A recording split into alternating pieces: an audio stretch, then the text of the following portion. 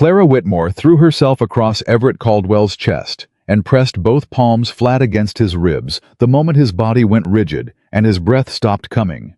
The doctor stumbled backward. The ranch hand in the doorway grabbed the frame. Nobody moved. Nobody except her. She had been sent to sit beside a dying stranger through one quiet evening. That was all. One night. One chair. One lamp burning low. She had not been sent to save him.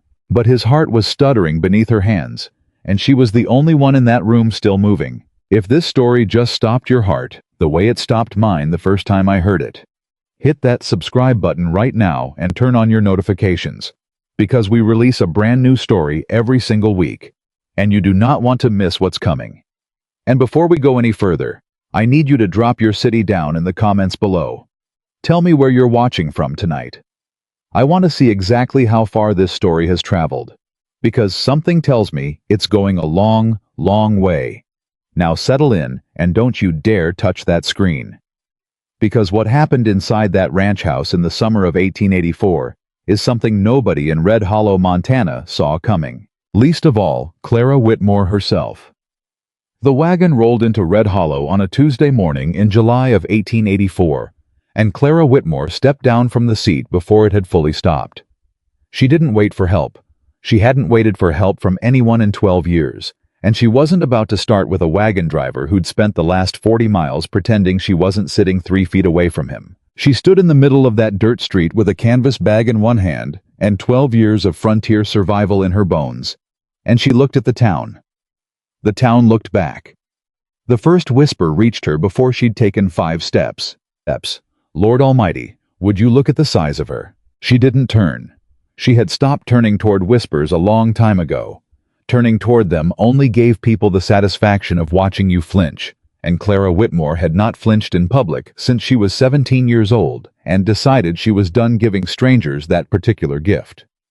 She looking for work? A second voice, younger than the first. Looking for something. The first woman again, and Clara could hear the smirk in it, the way some women sharpened their voices into something small and cutting when they wanted to draw blood without technically saying anything cruel. Though I couldn't tell you what a woman built like that thinks she's going to find out here. Clara walked past them both. She was a large woman, and she had always been a large woman, and she had spent 29 years being looked at the way these women were looking at her, like she was something that had shown up in the wrong place and ought to know it.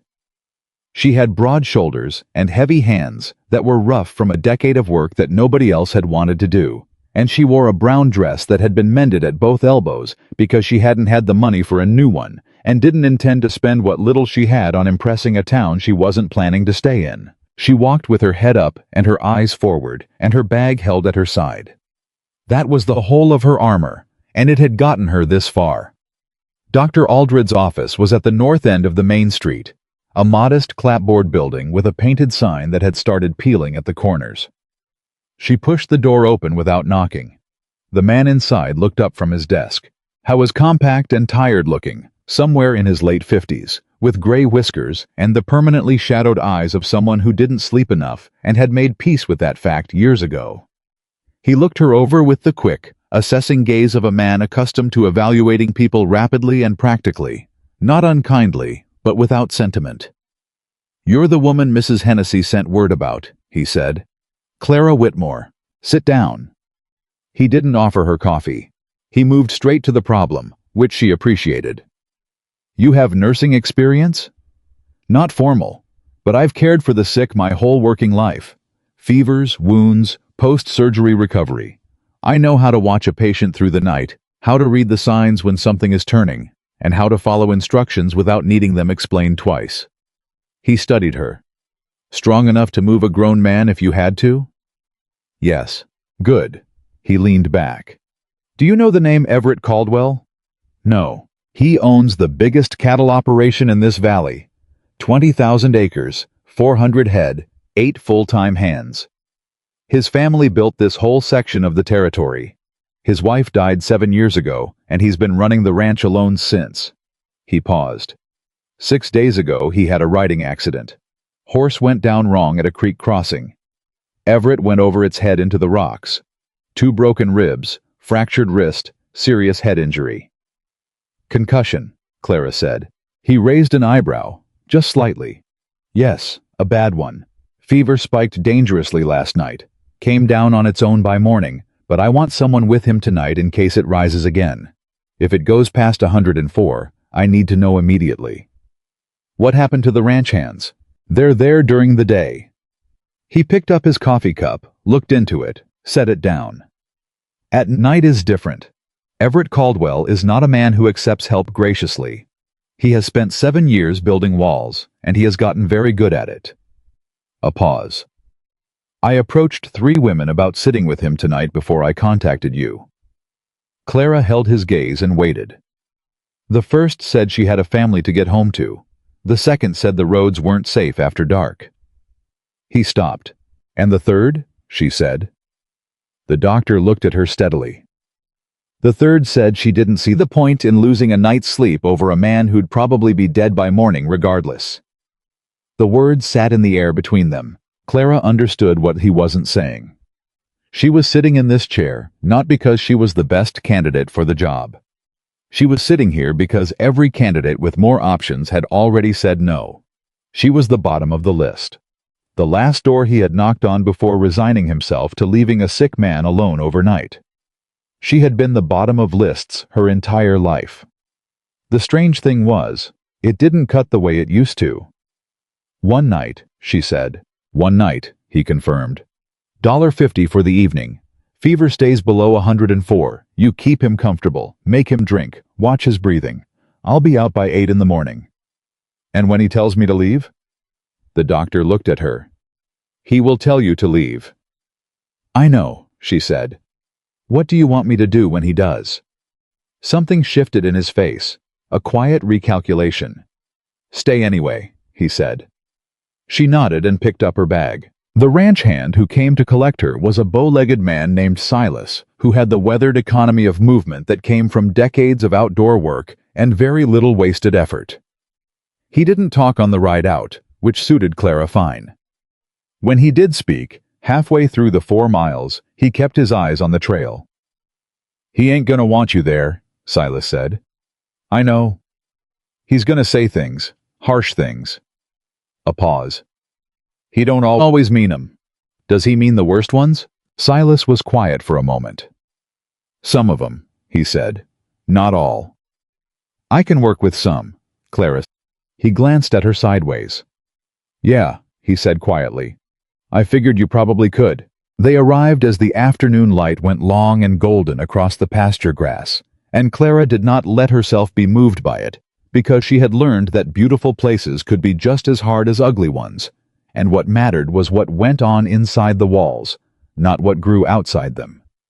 The house was large and solid, and had clearly been built by someone who intended it to last. Wide front porch, stone chimney, barn off to one side that could have swallowed a smaller homestead whole. But the silence that sat over the yard was the silence of a place that had stopped expecting warmth and settled into the absence of it. No flowers. No child's toy forgotten in the yard. No small domestic evidence of anyone caring about anything beyond the necessary. 7 years of that silence. Clara followed Silas through the front door. Mr. Caldwell. Silas raised his voice toward the stairs. Doc sent someone to sit with you tonight. The voice that came back down was low and raw and carrying the frayed edge of a man who was running out of patience with his own body. Told him I didn't need anyone. Yes, sir. He sent her anyway. Silence. Then, send her away. Silas looked at Clara. Clara looked back at him, set her bag on the floor, and walked to the stairs. Ma'am. He can say it to my face, she said, and she went up. The room at the top of the landing was dim, close, smelling of fever sweat and camphor liniment. One window, curtain half drawn, a bar of late afternoon light cutting across the floor. And in the bed, propped against pillows, jaw set, dark eyes fixed on the doorway with an expression that could have stripped paint, Everett Caldwell, who was not a small man. Even laid up, even diminished by 6 days of pain and fever and the indignity of needing tending, he was the kind of man who filled a room without trying. Somewhere around 40, with the deep weathering of someone who had spent every one of those years working. Dark hair gone gray at the temples. Left arm splinted, chest wrapped tight beneath an unbuttoned shirt. He looked like a man who had been forced to stop moving and was furious about every second of it. He looked at her the way everyone in town had looked at her. She looked back. "I told Silas to send you away," he said. "He told me," Clara said. "I decided I'd rather hear it from you directly." She moved past him to the bedside table, checked the water pitcher. Empty. She picked it up. "I'll get you water. Be right back." "I didn't say you could stay." She paused at the door and turned. Looked at him across the length of the room with 12 years of practice at not flinching under a hard gaze. "No," she said. "You didn't. But your pitcher is empty, and your fever is up, and it's going to be a long night, Mr. Caldwell. You can be angry about me being here. That's your right. I'll sit in that chair. I won't bother you unless you need something, and I won't make you talk." A beat. "But I'm not leaving." She went downstairs before he could answer. She heard something hit the wall above her, the flat sound of a hand striking plaster, and then silence. She filled the pitcher and started water heating for willowbark tea. She was back upstairs in 4 minutes. He was sitting up straighter, jaw working like he was chewing on the next argument, and when she set the tea on the table beside him, he looked at it like it had personally offended him. "Drink it," she said. "I don't want tea. I didn't ask if you wanted it. Drink it." She dipped the cloth in cool water, wrung it, and said, "This will help with the fever. Tell me if it's too cold," and pressed it against his forehead before he could object. He went completely still. Not relaxed still. Not comfortable still. The stillness of a man who had not been touched gently in so long that his body didn't know what to do with it and froze in self-defense. Clara kept her hand steady and her face neutral and waited. "Too cold?" she said. "No." His voice had dropped a full register. Something behind the door had stepped back. "Then drink the tea." He picked it up and drank. His eyes stayed on her over the rim of the cup, dark and measuring, and she let him measure because she had nothing to hide and no reason to pretend otherwise. When he finished, he said, "You're not what I expected." "What did you expect?" "Fussing, fluttering. Someone who'd take one look at this room and find a reason to leave."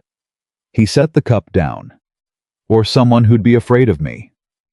"Are you trying to frighten me?" He held her gaze. "I was a little, when you first came through the door."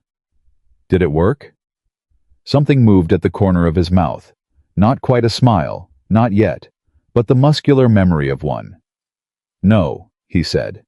"Then we've got that settled." She sat down in the chair. "What else do you want to argue about?" He almost laughed.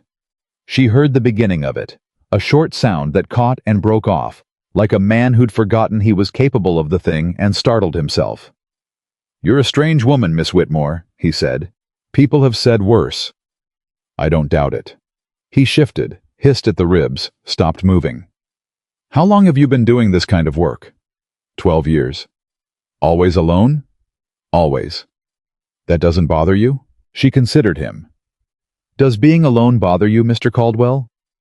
The almost smile vanished. She watched his face close the way a shutter closes, not slamming, just a quiet, practiced pull across the light. "That's different." "Is it?" "I had something, and lost it." His voice had gone flat. "That's different from never having it to begin with." "I didn't say I never had it," Clara said quietly. "I said I travel alone. They're not the same thing." He looked at her for a long moment. "No," he said. "I suppose they're not." Around 8 o'clock, the youngest of the ranch hands appeared in the doorway. Barely 20, shifting his weight from foot to foot, his hat turning circles in his hands. "Mr. Caldwell, sir, we was wondering if you needed anything." "He's stable," Clara said without turning. "Fever's down from when I arrived. He's had fluids and broth. Get some sleep, all of you." The young man looked at Everett. Everett looked back and gave one short nod. The hand disappeared. Everett watched the empty doorway for a moment. "You didn't ask me before you answered him." "Would you have said something different?" A pause. "No." "Then we save time." This time the sound he made was unmistakably a laugh, brief, dry, quickly swallowed. And when it was gone, he turned his face away toward the window like he was hoping she hadn't noticed. She had noticed. She filed it away without comment and said nothing. By 9, his eyes were going heavy against his will. She could see him fighting it, the set of his jaw doing battle with the pull of exhaustion, and the willow bark doing its quiet work. "Sleep," she said. "I'm not tired." "I know. Sleep anyway." "You're bossy for someone I didn't invite into my house." "You needed bossy," she said. "Sleep, Mr. Caldwell." He opened his mouth, and she looked at him with absolute patience and absolute immovability, and whatever he'd been about to say died on the vine. He looked at the ceiling, exhaled, closed his eyes. 3 minutes later, he was asleep. She moved the lamp lower and settled back in the chair and listened to the ranch go quiet around her. The sounds of 8 men bedding down, horses shifting in the barn, the vast Montana dark pressing against the window. She should have been thinking about Red Hollow, about whether there was other work in the valley, whether the $1.50 would cover a room for a few nights while she figured out the next step. Instead, she was thinking about a man who laughed like he was ashamed of it, about a house with no flowers and no warmth and 7 years of silence in every corner, about what it cost a person, what it took out of a person, to spend that long convincing themselves they were better off alone. She knew that cost. She just paid it differently. She was still sitting with those thoughts when the quality of his sleep changed. It happened fast, faster than she'd expected after such a stable evening. One moment his breathing was slow and even, and then it wasn't. His head moved against the pillow. His good hand opened and closed against the blanket, and then his breathing went ragged and shallow, and his face contorted, and Clara was out of the chair and at his side before the thought to move had fully formed. She pressed her hand to his forehead. The fever had spiked. Not the catastrophic climb that meant sending for the doctor, not yet, but a fast, hard rise that transformed him from the guarded, sardonic man she'd been sparring with all evening into something broken and exposed and unreachable. "Hey." She kept her voice low and level. "Hey. You're all right. I'm here." He didn't hear her. "Eleanor." The name came out wrecked. It came out from somewhere so deep and so far back that it made Clara's chest clench in spite of herself. Not a word. A wound. "Eleanor, don't go. Mr. Caldwell." She caught his arm as it reached sideways for something that wasn't there. "Mr. Caldwell, look at me." "She's cold." His voice was dropping in and out of coherence, the fever rolling through him in waves. "She was so cold and I couldn't get her warm. Everett." She said his given name without deciding to, and she said it the way you say the name of someone you need to pull back from somewhere dangerous. Firm. Clear. Real. "Everett, it's Clara. Clara Whitmore. You're at your ranch. The year is 1884. Your wife. Don't tell me she's gone." His voice cracked on it. His eyes were open now, but not seeing her. Seeing past her, through her, into some room in some winter, 7 years ago, that nobody else in this world could enter. "I know she's gone. I know it. I can't stop." "I know," Clara said. She didn't say anything else. There was nothing else to say. She took the cloth and put it against his forehead, cool and steady, and she kept her other hand wrapped around his forearm. Not restraining him, just there, just present. And she said his name again, low and even, the way you talk a frightened horse back from the edge of a bad decision. "Everett, you're here. You're at the ranch. You're safe." His breathing was ragged. "I held her hand," he said. "At the end. I held it the whole time, and I kept thinking, if I just hold on long enough." "You did everything you could," Clara said. "Did I?" He turned his head and looked at her, and for one terrible moment he was completely lucid, fever-bright eyes, fully present, utterly without his walls. And he said, "Did I? Because I've been asking myself that question for 7 years, and I still don't have an answer." She held his gaze. "I don't know," she said honestly. "I wasn't there. But I know that asking yourself that question for 7 years and still not walking away from it, that's not the behavior of a man who didn't care enough.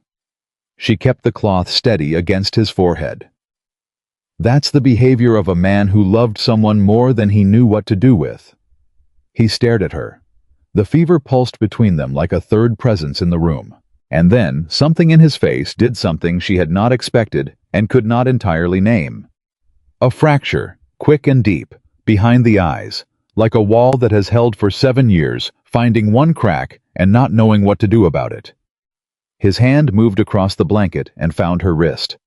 Not grabbing, not demanding, just settling there, over her pulse, like a man making sure something solid was still in the world. "Don't leave," he said.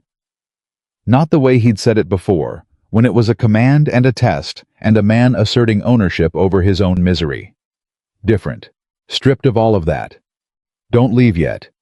"I'm right here," she said. She sat beside him through the worst of it. The fever's long plateau, the quarter hour when it climbed high enough that she had Silas's door in her mind and her hand ready to wake him. And then the slow, merciful retreat as the willow bark and the cold cloths, and something she had no clinical name for, began to do their work. She talked to him through it. Not about anything that mattered, and not expecting him to hear. Just her voice, steady and unhurried, filling the space so the silence didn't have room to become something worse. She told him about a town in Kansas where she'd worked a winter at a boarding house, and how the cook there had taught her to make biscuits that could convince a dying man he had something to live for. She told him about an army outpost in Wyoming where she'd learned horses almost by accident, because the stable master was short-handed and she'd spent her lunch breaks over the fence watching until he'd finally handed her a lead rope and said, "Fine then, show me." She told him about a dog she'd found on a frozen road in the winter of 1881, half dead, bones showing through a matted brown coat, and nursed back over 6 weeks in a spare room nobody was using, and then had to walk away from when the job ended. "I still think about that dog," she said quietly, more to the lamp than to him. "Stupid thing to carry around, but there it is." Somewhere around 2 in the morning, the fever broke. It went the kind way. A long sweat that soaked his shirt and left him limp and genuinely, deeply asleep for the first time since she'd arrived. She changed the cloth one last time, pulled the blanket straight, and stood at the side of the bed for a moment looking at him. He looked younger in sleep. The jaw unclenched, the brow smoothed out. She could see the shape of the man he might have been before 7 years of grief had carved everything soft out of his face. She pulled the chair back to its position, wrapped her coat around her shoulders, sat down. Outside, the deep Montana dark was starting its slow surrender to gray, the first birds beginning the business of morning. She was still sitting there when he opened his eyes at 6. He came back to himself slowly, the way people do after a real fever, reality arriving in pieces, assembling itself, until the moment he blinked and focused, and found her in the chair, and lay there without speaking for a long time. "You stayed," he finally said. "I said I would." He was quiet. Outside, one of the hands was crossing the yard, boots on the hard ground, the sound carrying clean in the cool morning air. "I said things last night," Everett said. "When the fever?" "You were sick," Clara said. "That's not why." He said it the same way he'd said, "Does being alone bother you?" Not avoiding it, not dressing it up, just setting it down between them, unvarnished. "I've been keeping Eleanor's name locked up for 7 years. Thought if I didn't say it out loud it would stay where I put it." He looked at the ceiling. "Turns out that doesn't work as well as I thought." "It never does," Clara said. He turned his head and looked at her. Really looked at her. Not the assessment she'd gotten in the first hour. Not the measuring look he'd given her over the teacup, but something slower and more searching. Like a man trying to see past what was in front of him to something underneath it. "You said something to me," he said. "Last night. When I couldn't." He stopped. "You said loving someone more than you know what to do with isn't something to be ashamed of." "I said it was the behavior of a man who loved someone," Clara said. "Not quite the same thing." "Close enough." He held her gaze.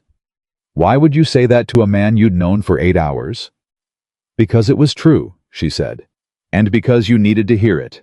And because there is nobody else in this house who was going to say it to you. The silence between them was different from the one at the beginning of the night. That silence had been watchful and cautious, two strangers deciding whether to trust each other. This one was something else, quieter, less defended. He had not looked away from her face. "You should eat," she said, "because one of them needed to break it, and it had better be her. And the doctor will be here by 8. You should look like a man who is recovering, not a man who spent the night being difficult, so that he doesn't decide to move you into town." "I'm not going into town." "Then drink this water and let me see your wrist before I start breakfast." He held out his arm without further argument, which was either exhaustion or something she chose not to name just yet. She checked the wrapping, still secure, no swelling beyond what was expected, and set his arm back gently and stood to go downstairs. "Miss Whitmore." She turned. I was looking at her from across the room with an expression she did not have a word for. Not gratitude, exactly. Gratitude was simple, and this was not simple. This was the face of a man who had spent the night having 7 years of careful architecture dismantled and was only beginning to understand the size of the project. "I wasn't—" He stopped, tried again. "I've been unkind since you got here. I know that." "You've been in pain," she said. "Both can be true." She held that for a moment, gave it the weight it deserved. "Yes," she said. "Both can be true." She went down the stairs. She stood in the kitchen in the early morning quiet and looked at the unseasoned pan and the forgotten jar of honey and the stores that wanted a woman who knew what she was doing, and she thought, one night. That's what this was. One night and $1.50, and then whatever came next. She thought about Red Hollow and the women in front of the dry goods store and the 3 women who'd said no, and whether any of them were going to lie awake, wondering what happened after midnight in that upstairs room. She thought about a man who called out a dead woman's name in the dark, and then, when the fever broke and the walls came back up, made himself look her in the eye anyway. From upstairs came a sound. Everett shifting in the bed, a careful movement that told her he was trying to sit up on his own, and that the ribs were delivering their opinion on that plan with considerable force. She heard the sharp intake of breath. Then silence. Then, quiet and rough and costing him something. She could hear that it was costing him something. "Miss Whitmore." She looked at the stairs. "I'm here," she called back. A pause. "I can't." He stopped. She could hear what it took for him to finish it. "I need some help." She stood at the bottom of the stairs for one moment that stretched long and full of things she didn't have names for yet. Then she picked up the water pitcher and went up. She didn't know yet what this was going to be. She didn't know yet what came after one night when one night wasn't enough. She didn't know yet what it meant that the most alone man in this valley had asked for her help twice in 12 hours. Once in the dark, in the grip of fever and grief, reaching for her wrist to make sure she was real, and once in the plain morning light, without the fever to excuse it. She didn't know yet, but she was already at the top of the stairs, and below her in the kitchen, the fire she'd started for breakfast was still burning. Dr. Aldred arrived at 8 o'clock sharp, the way a man arrives when he has been worrying about something since before dawn and has been counting the minutes until he could stop worrying about it properly. He came through the front door without knocking.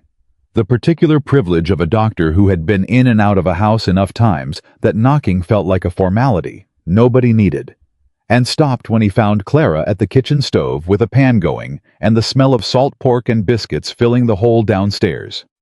He stood in the doorway for a moment. "You're still here," he said. "His fever broke around 2, Clara said, without turning from the stove.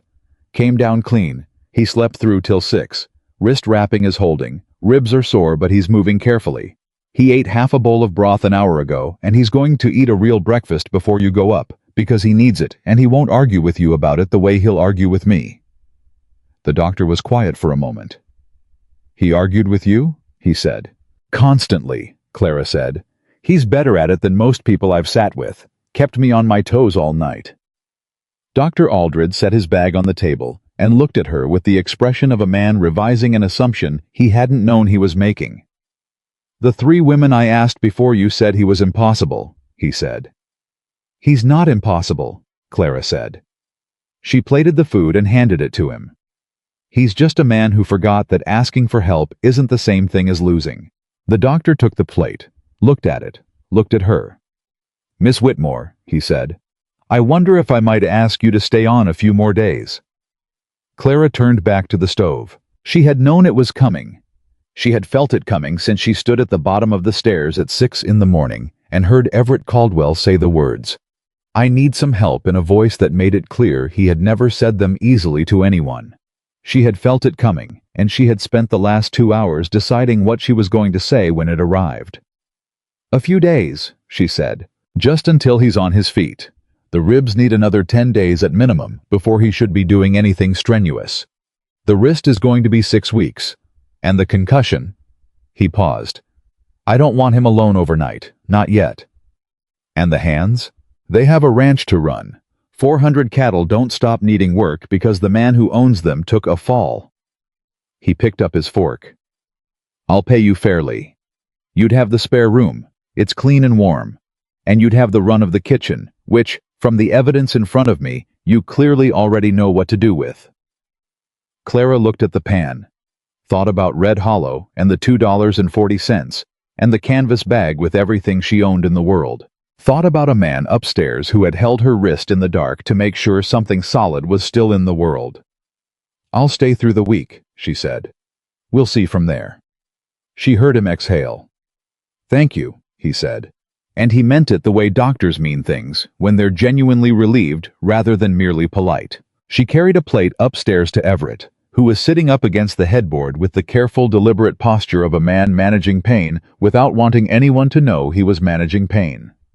He looked at the plate and then at her and said nothing, which she had already learned was Everett Caldwell's version of thank you in the early morning hours before his walls had fully rebuilt themselves. She set it on his lap. "The doctor's downstairs," she said. "He's going to come up and look at you after he eats. Try not to argue with him about anything important." "I don't argue," Everett said. She looked at him. "I express strong disagreement," he said. "There's a difference." She left before he could see her smile. The doctor spent 20 minutes upstairs and came back down with the expression of a man who had gotten better news than he'd dared hope for. "He's improving faster than I expected," he said, pulling on his coat. "Keep him in that bed for at least 3 more days. Make sure he eats. And—" He paused at the door. "He told me you talked to him through the worst of the fever last night. That you kept him here." He looked at her directly. "I don't think you fully understand what that means, Miss Whitmore. He has been a very long way away for a very long time." Clara looked at the doctor. "I understand more than you think," she said. He nodded once, tipped his hat, and left. The first full day settled into a shape that Clara hadn't expected. Not the grim, reluctant endurance she'd prepared herself for, but something stranger and more unsteady. Like learning to walk on ground that kept shifting under her feet. Everett was a difficult patient in the specific way that competent, independent men are difficult patients. Not mean-spirited about it, not intentionally cruel, but constitutionally incapable of lying still without his mind driving him somewhere his body couldn't follow. By mid-morning, he was already asking questions about the South Pasture water situation, already calling down to Silas through the window about fence repairs on the eastern boundary, already trying to calculate in his head whether the new hay supply was going to last through August. Clara let him do it. She found that the questions and calculations kept him from fixating on the pain and the fever residue exhaustion, and she was practical enough about human nature to know that a man like Everett Caldwell needed to feel useful even when he was flat on his back. What she did not let him do was get out of bed. That battle happened at 10:30 on the first morning, when she came upstairs with fresh water and found him sideways on the mattress with both feet on the floor and the particular expression of a man who has just realized his body has made a promise his ribs are not going to let him keep. "Mr. Caldwell," she said, "I was just going to—" "Whatever you were going to do, you're going to do it sitting right there on the edge of that bed until I say otherwise." She crossed the room, set the water down, and stood in front of him with her arms at her sides. "What did you need?" He looked at her, then past her, then at the floor. "Window," he said. "I wanted to see the south pasture." Clara looked at him for a moment. Then she went to the window and pulled the curtain fully back and said, "What are you looking for?" A pause. "Silas said yesterday the creek was running low on the south end. I wanted to see if they'd moved the herd to the north water yet." Clara looked out the window. "They've moved them," she said. "Herd is on the north side. I can see 4 hands out there, and the cattle are bunched near the tree line." He was quiet. "You can see all that from there?" "I've got good eyes," she said. "Get back into that bed." He got back into the bed. Not graciously. Nothing Everett Caldwell did in those first days was gracious. But he did it. And that was how it went, all through that first day and into the second. A negotiation without either of them calling it that. She held the line on what mattered. Rest, food, water, stillness. And she gave ground on what didn't. And somewhere in the middle of all that unspoken bargaining, something happened that neither of them acknowledged and both of them noticed. He started talking to her. Not the guarded, testing exchanges of the first night. Not the questions he asked, because talking was easier than silence. Real talking. The kind that comes out of a person when they've been alone long enough that conversation feels like water after a dry season, and they don't mean to drink as much as they do. And then they look up, and the cup is empty, and they're not quite sure how it happened. He told her about the ranch. About his father building the original house with 2 hired hands and his own back in the winter of 1851. The timbers cut from the ridge above and hauled down by oxen. About growing up in this valley before there was a Red Hollow to speak of, before the town was anything more than a trading post and a blacksmith and 3 families who'd decided the land was worth fighting the winters for. He talked about the cattle operation, the breeding program he'd started in '79, the land agreements he'd made with 2 neighboring ranches to manage the summer grazing rotation, the particular bloodline of horses his family had maintained for 30 years. He talked about all of it with the fluency of a man who had been carrying these things alone and had forgotten, until someone asked how much weight a person could actually put down. Clara listened the way she did everything, thoroughly, without pretending to be less interested than she was. And she asked questions. Not soft, easy questions designed to keep the conversation pleasant. Real ones. The ones she actually wanted the answers to. "The breeding program," she said, on the afternoon of the second day. "Are you using a closed herd system, or are you bringing in outside stock?" He stopped talking mid-sentence and looked at her. "Where did you learn about cattle breeding?" he said. "An outfit in Colorado, 2 winters back. I cooked for a cattle operation near Pueblo for 4 months. The foreman liked to talk about his work over supper. I paid attention." Everett studied her. "Most people's eyes glaze over inside of 2 minutes when I talk about the breeding program." "Most people aren't paying attention," Clara said. "What's your bull line? You said you've maintained it for 30 years. That's long enough to have problems if you're not bringing in new blood." He looked at her for another long moment. That same searching look she'd gotten from him the morning after the fever. The one that went past the surface of her into something he was trying to locate and hadn't quite found yet. "I've got an arrangement with a rancher in Wyoming," he said slowly. "We trade bulls on a 4-year rotation. His grandfather and my father worked it out. It served us well." "Smart," she said simply.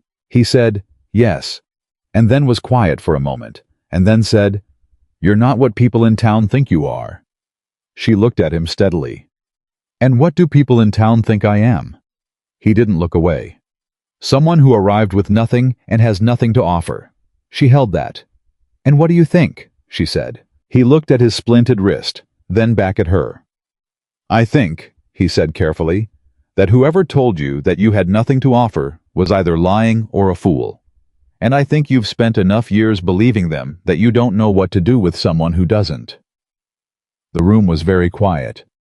Clara looked at him for a long moment, and then looked down at the cloth in her hands and said, "How's the pain today? Be honest." I understood, without her explaining, that she was done with that part of the conversation for now. He didn't push it. "Manageable," he said. "Better than yesterday."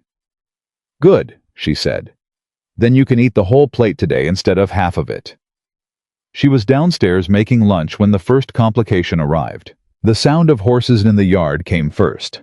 Not the familiar rhythm of the ranch hands going about their work, but a different sound. More horses, moving with more purpose. Clara was at the stove when she heard Silas's voice, low and careful, the voice of a man choosing his words. And then another voice, louder, carrying the particular register of a man who was accustomed to being the largest presence in any space he entered. She wiped her hands on the dishcloth and went to the door. There were 2 men on horses in the yard. The one doing the talking was big.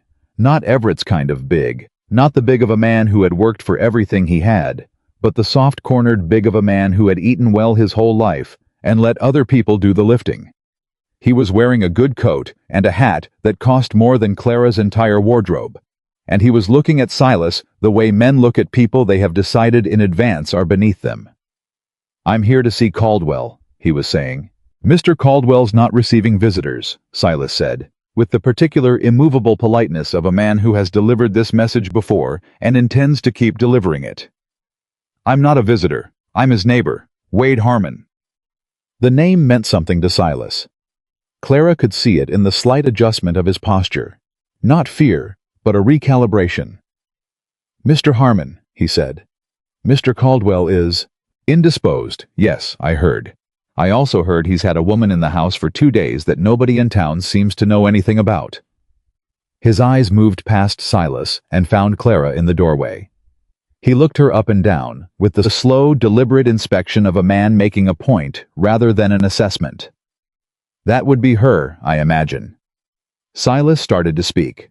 Clara was already walking across the yard. She stopped 6 feet from Harmon's horse and looked up at him without shading her eyes, even though the sun was behind him. "Can I help you?" she said. Harmon looked down at her. The smile that moved across his face was the kind that wasn't actually a smile at all. "I don't believe we've met," he said. "We haven't. I'm Clara Whitmore. I'm managing Mr. Caldwell's household while he recovers. Is there something you need to communicate to him? I can carry a message. I prefer to speak to Everett directly." "I imagine you do," Clara said. "He's resting. The doctor's orders are no visitors for the first week. I can tell him you came by." Harmon looked down at her for a long moment. The calculation happening behind his eyes was not difficult to read. He was deciding whether she was worth the effort of removing, or simply the kind of obstacle that would move on its own once it had served its purpose. "You know," he said, in the conversational tone of a man opening a negotiation, "he has already decided the outcome of, there are people in town who are concerned about Everett. A man in his condition, alone on a property this size, no family to speak of. People start to wonder whether he has someone looking out for his interests." "He has a doctor," Clara said. "And he has his hands. And he has me. His interests are well looked after." "I'm sure they are." The knot smile again. "And you are? What exactly? A nurse? A housekeeper? A woman who wandered through town with a bag and happened to end up in Everett Caldwell's spare room? I'm the woman who kept him alive through a fever 2 nights ago, while everyone else in this valley slept soundly," Clara said. Her voice was level and pleasant, and absolutely without apology. "If you'd like to leave your name and a message, I'll make sure Mr. Caldwell receives it when he's well enough to deal with it. Otherwise, I have lunch to finish." She turned and walked back to the house. She heard Harmon say something to Silas behind her. Too low for her to catch the words, but the tone was clear enough. The tone of a man filing something away for later. She went inside and finished lunch. When she brought the tray upstairs, Everett read something in her face immediately. He had, she was discovering, a sharply tuned instinct for things people were choosing not to say. "What happened?" he said. She set the tray on the table. "Wade Harmon came by. He wanted to see you. I told him you were resting." The change in Everett's face was immediate and complete. Whatever ease had been building between them in the last 2 days went somewhere else. His jaw set. His eyes went to the window. "What did he say?" "He expressed concern about your well-being. He asked what I was doing here." She sat down. "He's an interesting man." "He's a dangerous man," Everett said. Flat, certain, no room for debate in it. She looked at him. "Dangerous how?" He picked up his fork, set it down without eating. 3 years ago, my neighbor Horace Bellamy had a bad winter. Lost cattle to disease, creek flooded his south fields, the kind of year that breaks a man or breaks even, depending on how the next one goes. Harmon offered him a loan. Terms seemed reasonable. Horace needed the money, and he took it. He paused. 2 years later, Harmon owned the Bellamy property, and Horace was working as a hired hand on land his father had homesteaded. Clara was quiet. "How?" she said. Terms that looked reasonable at the start had language buried in them that didn't. Renewal clauses, interest adjustments, things that looked like protection but worked like a trap when the time came. Everett's voice was carefully controlled, the way a man's voice gets when he is talking about something that made him furious and still does. Harmon has been buying up land in this valley for 6 years. He prefers to buy it from men who don't have the energy to fight him anymore. "And you?" Clara said. He looked at her. "I've never needed Harmon's money. He's never had a reason to approach me." A pause, weighted and deliberate. Until now.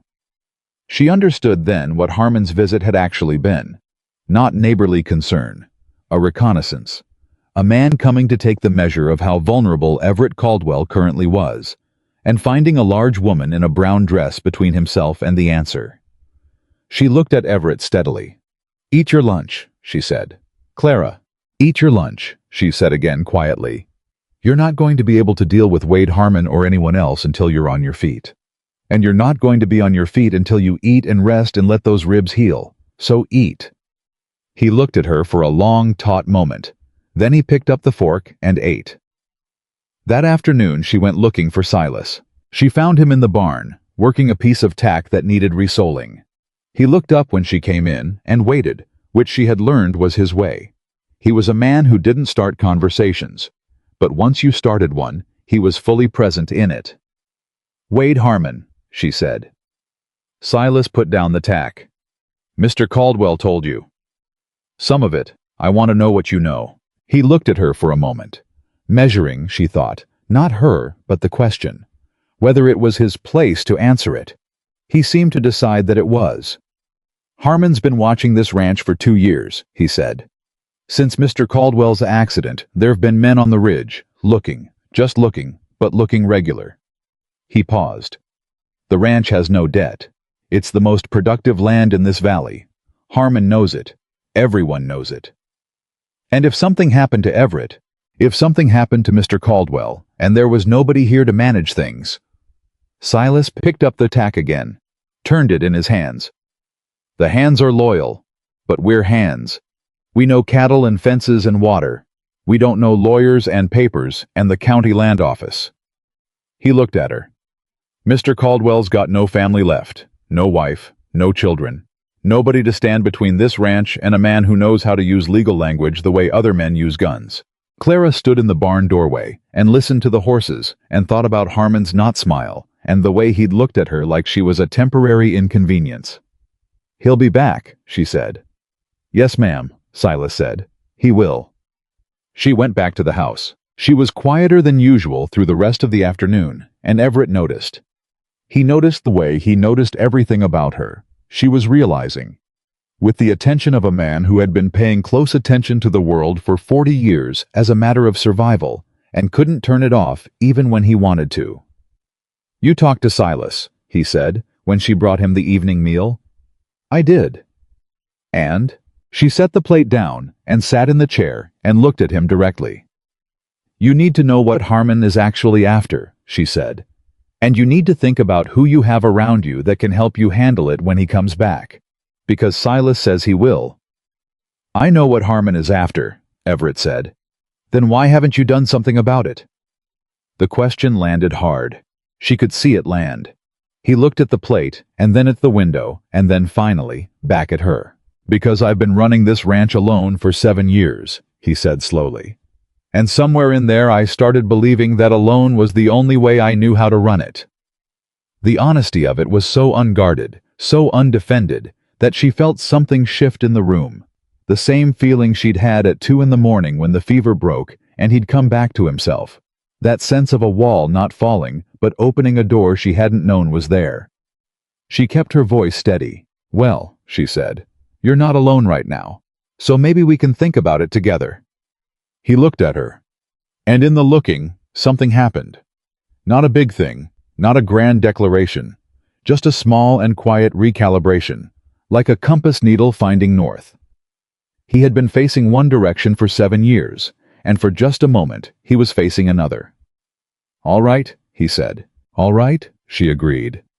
"Now eat your supper, and then tell me everything you know about how Harmon has been handling the Bellamy property since he took it. Because I want to understand exactly how he works." They talked until past 9 o'clock. And somewhere in the middle of those hours, Clara Whitmore stopped thinking about the end of the week and started thinking about the week after it. She didn't name that shift. She wasn't ready to name it. But she felt it. The next morning, the shift announced itself in a different way. She was in the kitchen at first light, the way she always was, when she heard the front door. Not a knock, just the door, opening and closing with the particular confidence of someone who didn't think they needed to knock. She turned from the stove and found a woman in the kitchen doorway. The woman was somewhere in her mid-40s, dressed well, and carrying herself with the posture of someone accustomed to that well-dressed look, being the first thing people noticed. She had the look of Red Hollow's best parlor about her. Neat, controlled, performing ease without actually feeling it. She looked at Clara in the kitchen, and something moved through her face. "You must be Miss Whitmore," she said. "I am," Clara said. "And you are?" "Margaret Sutton." A small smile, the kind that doesn't reach the eyes. "My late husband and Everett's father were partners, many years ago. I've been looking in on Everett since his accident." "He didn't mention you," Clara said pleasantly. The smile thinned, just slightly. "I've been coming by every other day. One of the hands told me there was a woman in the house now." Her eyes moved, quickly, deliberately, around the kitchen, at the pan on the stove, the tidied shelves, the evidence of competent occupancy.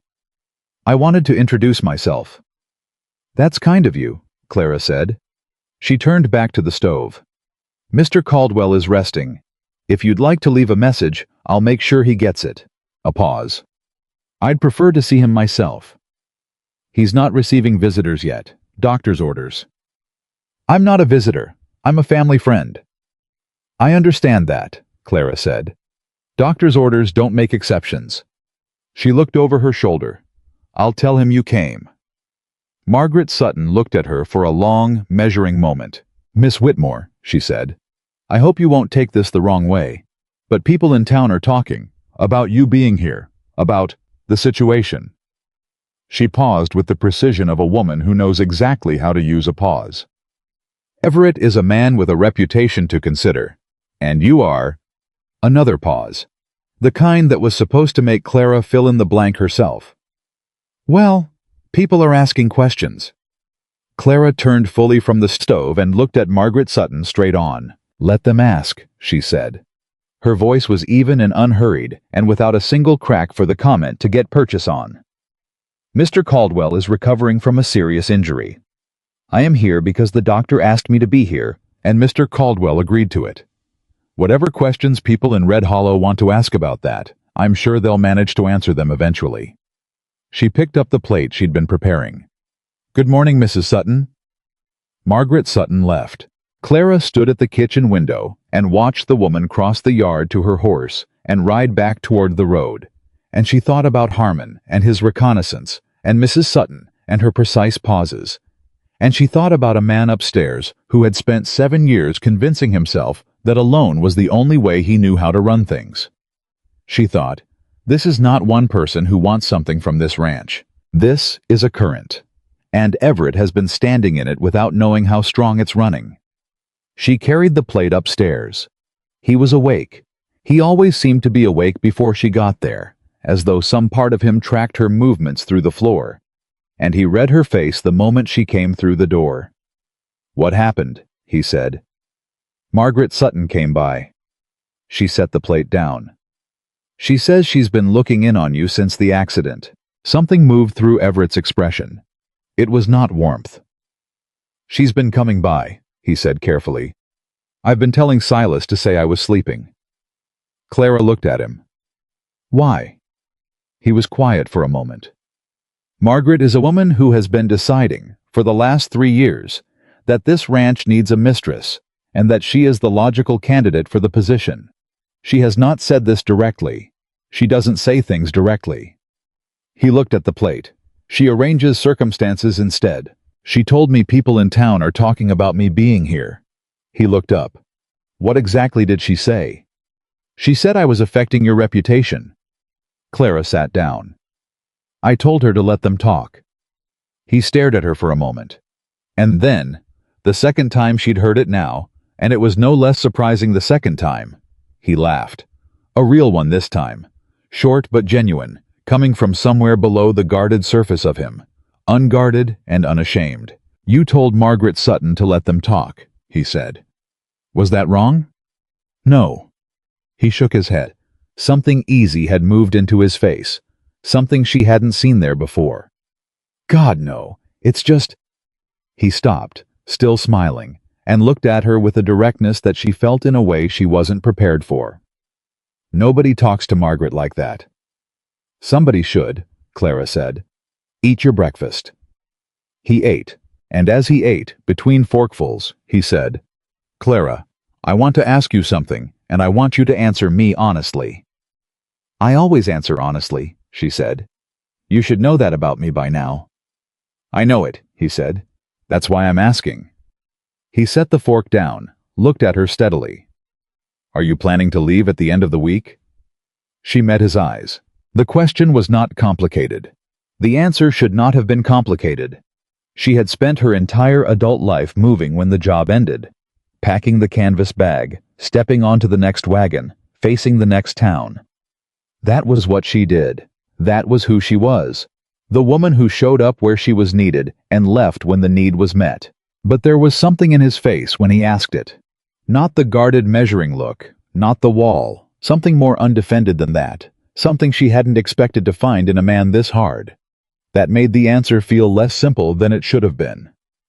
I said I'd stay through the week, she said. I know what you said. His eyes didn't move from hers. I'm asking what you're planning. She was quiet for a moment. I'm planning, she said slowly, to see how things stand at the end of the week. He looked at her for a long time. That's fair, he said finally. He picked up the fork again. And Clara looked at her hands in her lap and thought about currents and about men who'd forgotten they didn't have to stand in them alone and about the end of a week that was still 4 days away. 4 days. She had survived worse uncertainties than 4 days. She picked up her mending from the basket beside the chair and settled back and let the morning come in around them both. Outside, somewhere across the valley, a rider was turning his horse toward the road that led back toward town. And beyond him, out of sight, Wade Harmon was already writing a letter to the county land office. Clara didn't know that yet. But the week wasn't over, and neither was she. The letter from the county land office arrived on a Thursday. Silas brought it in from the road without knowing what it was. Just a sealed envelope with the county seal pressed into the wax, handed off by a rider who didn't stop long enough to be asked questions. Clara was the one who took it from Silas's hand, and she was the one who looked at the return address, and she was the one who stood in the front hallway for a full 30 seconds before she carried it upstairs. Everett was sitting up in bed with a ledger book across his lap. She had relented on that 3 days ago, deciding that a man with a working mind and a healing body was more dangerous when he had nothing to do than when he had something to focus on. He looked up when she came in, read her face, looked at the envelope.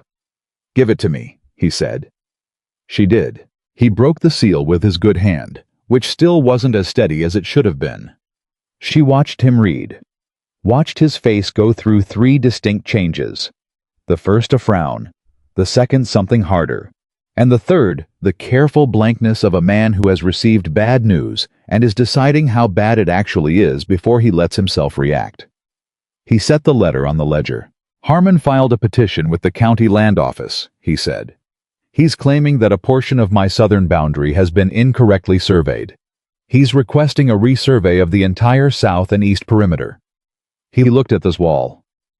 If the county accepts the petition, surveyors come out. Survey takes weeks. During that time, any land in dispute is complicated. Complicated how? Clara said. Complicated meaning. I can't use it, can't graze it, can't make any improvements on it. Complicated meaning that if his surveyor happens to find discrepancies, real or manufactured, he can file a secondary claim on any land that falls outside the original boundary markers. He picked up the letter again, read a section, set it down. My father laid those boundary markers in 1851. Some of them are 33 years old. Some of them... He stopped. Some of them may not be where they were, Clara said. Some of them may not even be standing anymore, he said. 33 years of frost and thaw and creek flooding. He pressed his hand flat against the ledger. Harmon knows this. He's been watching this land long enough to know exactly where the weaknesses are. Clara sat down in the chair. She thought about what Silas had told her in the barn, about the Bellamy property, about how it had happened, slowly, legally, buried in language that looked like protection and worked like a trap. She thought about Harmon on his horse in the yard, looking past Silas at her like she was a temporary obstacle he was already calculating around. When do you have to respond? She said. 30 days. And what does a response require? He looked at her. The look had a question in it. Not a hostile one, but the look of a man recalibrating who he was talking to. Documentation, he said slowly. Original survey records. Any additional land agreements made since the original survey. Letters of testimony from neighboring landowners establishing the accepted boundaries over time. He paused. And a lawyer. Someone who knows county land law and can file a counterpetition before Harmon's gets any traction. Do you have a lawyer? The nearest man I'd trust is in Billings. How far is Billings? 2 days' ride. Clara was quiet for a moment. Can you write to him today? Everett looked at her. You're thinking about this like it has solutions. Everything has solutions, she said. Some of them are harder than others. Can you write to him today? He looked at the splinted wrist. I can dictate, if someone writes. She got up and went to the desk in the corner of the room and found paper and a pen and an inkwell, and she brought them back and sat in the chair and looked at him. Go ahead, she said. He looked at her for a moment with that searching look, the one that was becoming familiar, the one that went looking for something and seemed to find more than it expected every time. Then he started to talk, and she started to write. And the letter to the lawyer in Billings took shape between them word by careful word. She was a good writer, clear and precise, with the clean grammar of a woman who had educated herself because no one else was going to do it for her. She asked questions when a phrase was unclear, suggested sharper language twice, and both times Everett looked at what she'd written and said, yes, that's better, without making it sound like the admission cost him anything.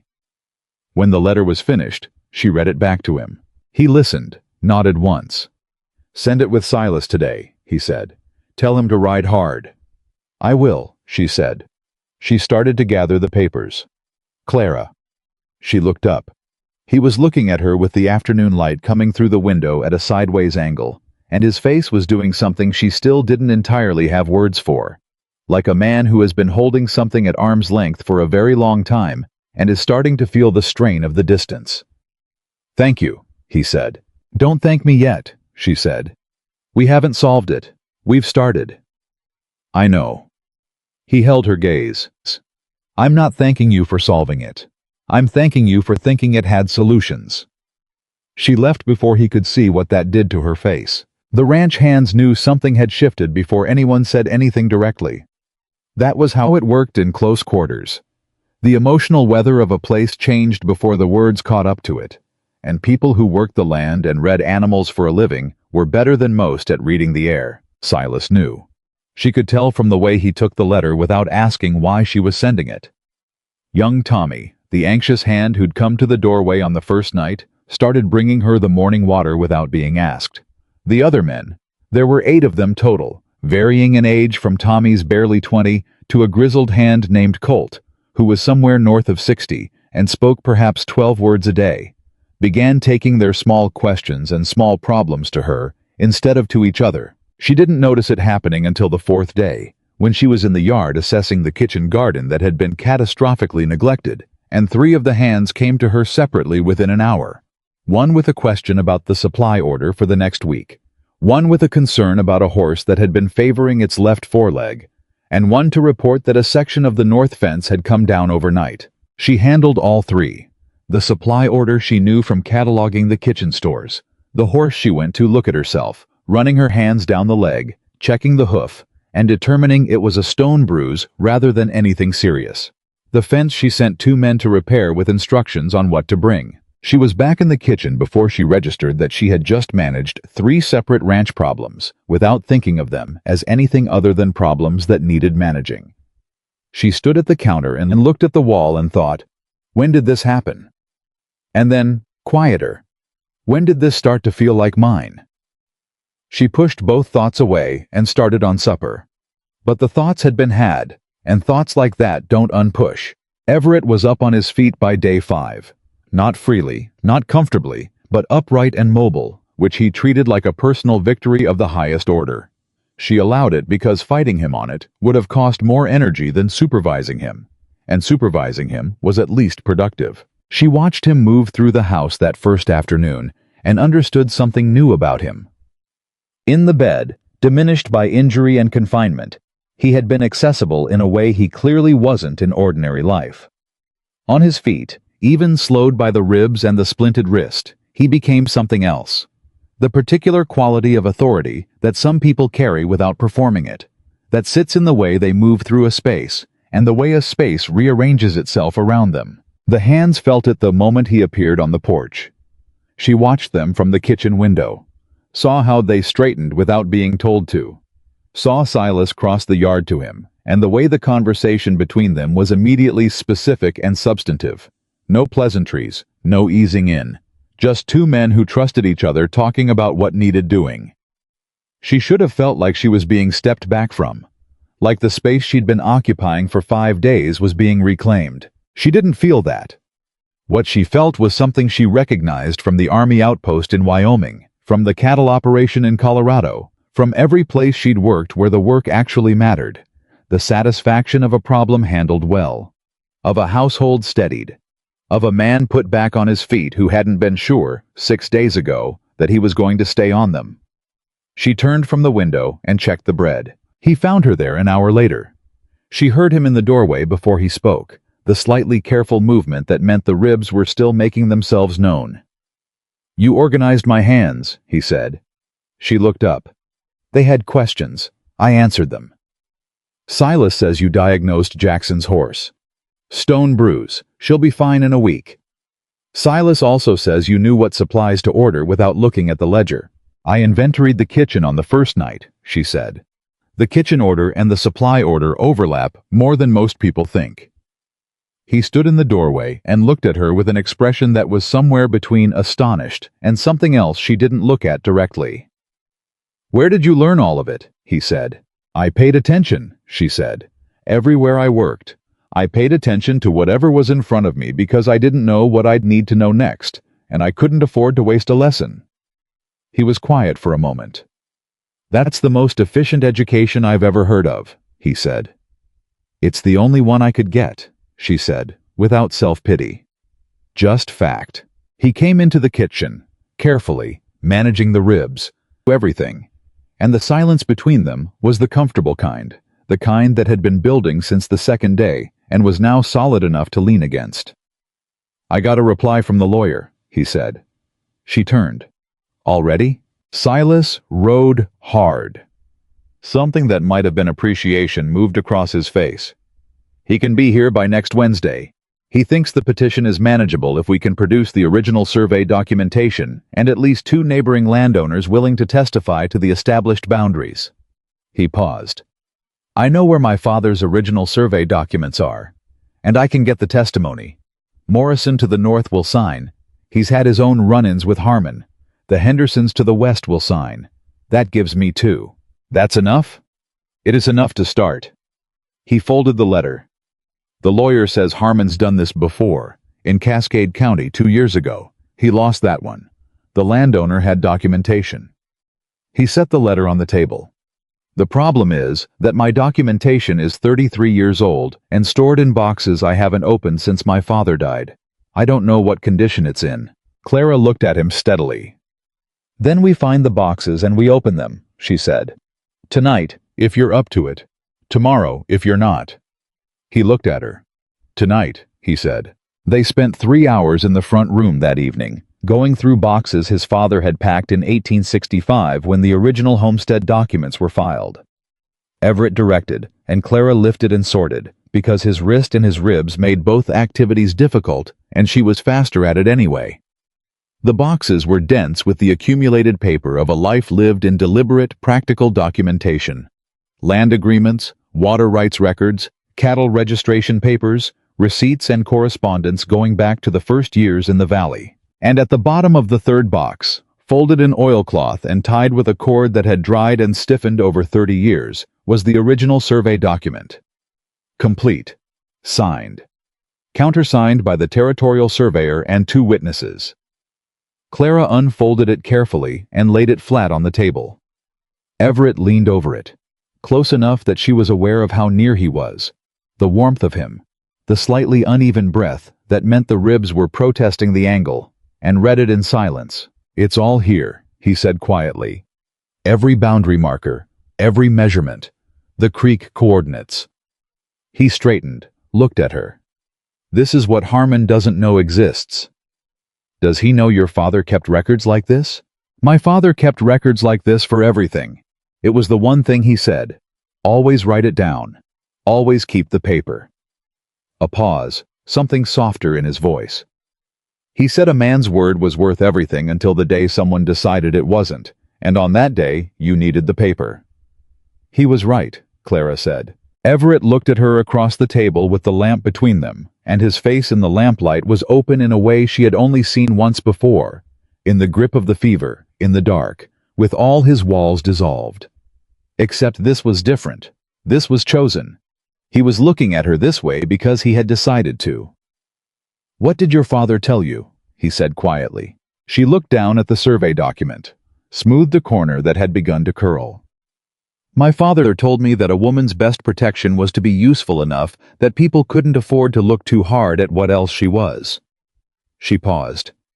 "He meant it kindly. He was trying to prepare me for a world he understood." "He was wrong," Everett said. She looked up. "Being useful it's not nothing. You're the most genuinely useful person I've encountered in longer than I can say." His voice was careful and deliberate, the voice of a man who has thought through what he is about to say and decided it needs to be said exactly right. "But that's not why you should be protected. It's not why you deserve—" He stopped, started again. "A person's worth isn't their usefulness, Clara. Yours isn't. And whoever told you it was, did you a great wrong." The room was very quiet. She could hear the fire. She could hear, distantly, one of the horses in the barn. She could hear her own breathing, which had gone slightly uneven in a way she was hoping he couldn't detect.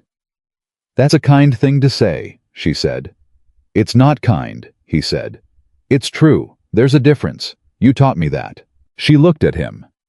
He was watching her with absolute steadiness, the way he watched everything, completely, without evasion. And she thought, this man has not looked away from a difficult thing in his life. Not from grief, not from pain, not from the hardest conversation in the room. Whatever else he was not a man who looked away. She broke the gaze first.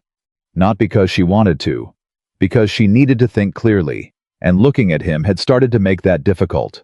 "We should secure these documents," she said. "Somewhere dry. I'll wrap them in fresh oilcloth." "Clara, tomorrow I can help you draft the letter to Morrison and the Hendersons, if we can get their agreement to testify before the lawyer arrives on Wednesday." "Clara." His voice was quiet, but it stopped her the way a hand on a shoulder stops someone. "I know what you're doing." She looked at him. "You're putting distance between us," he said. "You've been doing it every time the conversation gets close to something. I've watched you do it for 5 days." He wasn't accusing her. His voice was even, almost gentle. "I understand why. I've been doing it for 7 years. I'm familiar with the technique." She held very still. "What do you want me to say?" she said. "Nothing," he said. "Not yet. I just wanted you to know that I see it. And I want you to know that I'm not going to stop." He picked up the edge of the oilcloth, handed it across to her. "You're right about the documents. Let's wrap them. And then I want to tell you something about this ranch, about what it was supposed to be, if you'll listen." She took the oilcloth. "I'll listen," she said. He talked for a long time. He talked about the ranch the way he had never talked about it to anyone, she suspected. Not as a business operation, not as a legacy, but as a thing with intention behind it. His father had come to this valley with a vision. Not just cattle and land, but a working community. Small farms on the perimeter, families with long-term agreements, a ranch at the center that was part of something larger than itself. His father had begun building that, slowly, and then died before it was finished. Everett had continued it. Quietly, without announcing it, without letting it become sentiment. Practical arrangements, fair terms, a community of people who depended on each other in the way frontier people depended on each other before towns got big enough to let strangers be strangers. Harmon is the opposite of that, he said. He buys land to consolidate it, to remove people rather than include them. What he's been doing to this valley. He shook his head. Every farm he absorbs is a family that leaves. Every family that leaves is something that doesn't come back. Clara listened. And as she listened, she understood that he wasn't just talking about the legal threat. He was telling her what the ranch meant, what it was for, what would be lost if Harmon got any part of it. How was telling her why it mattered.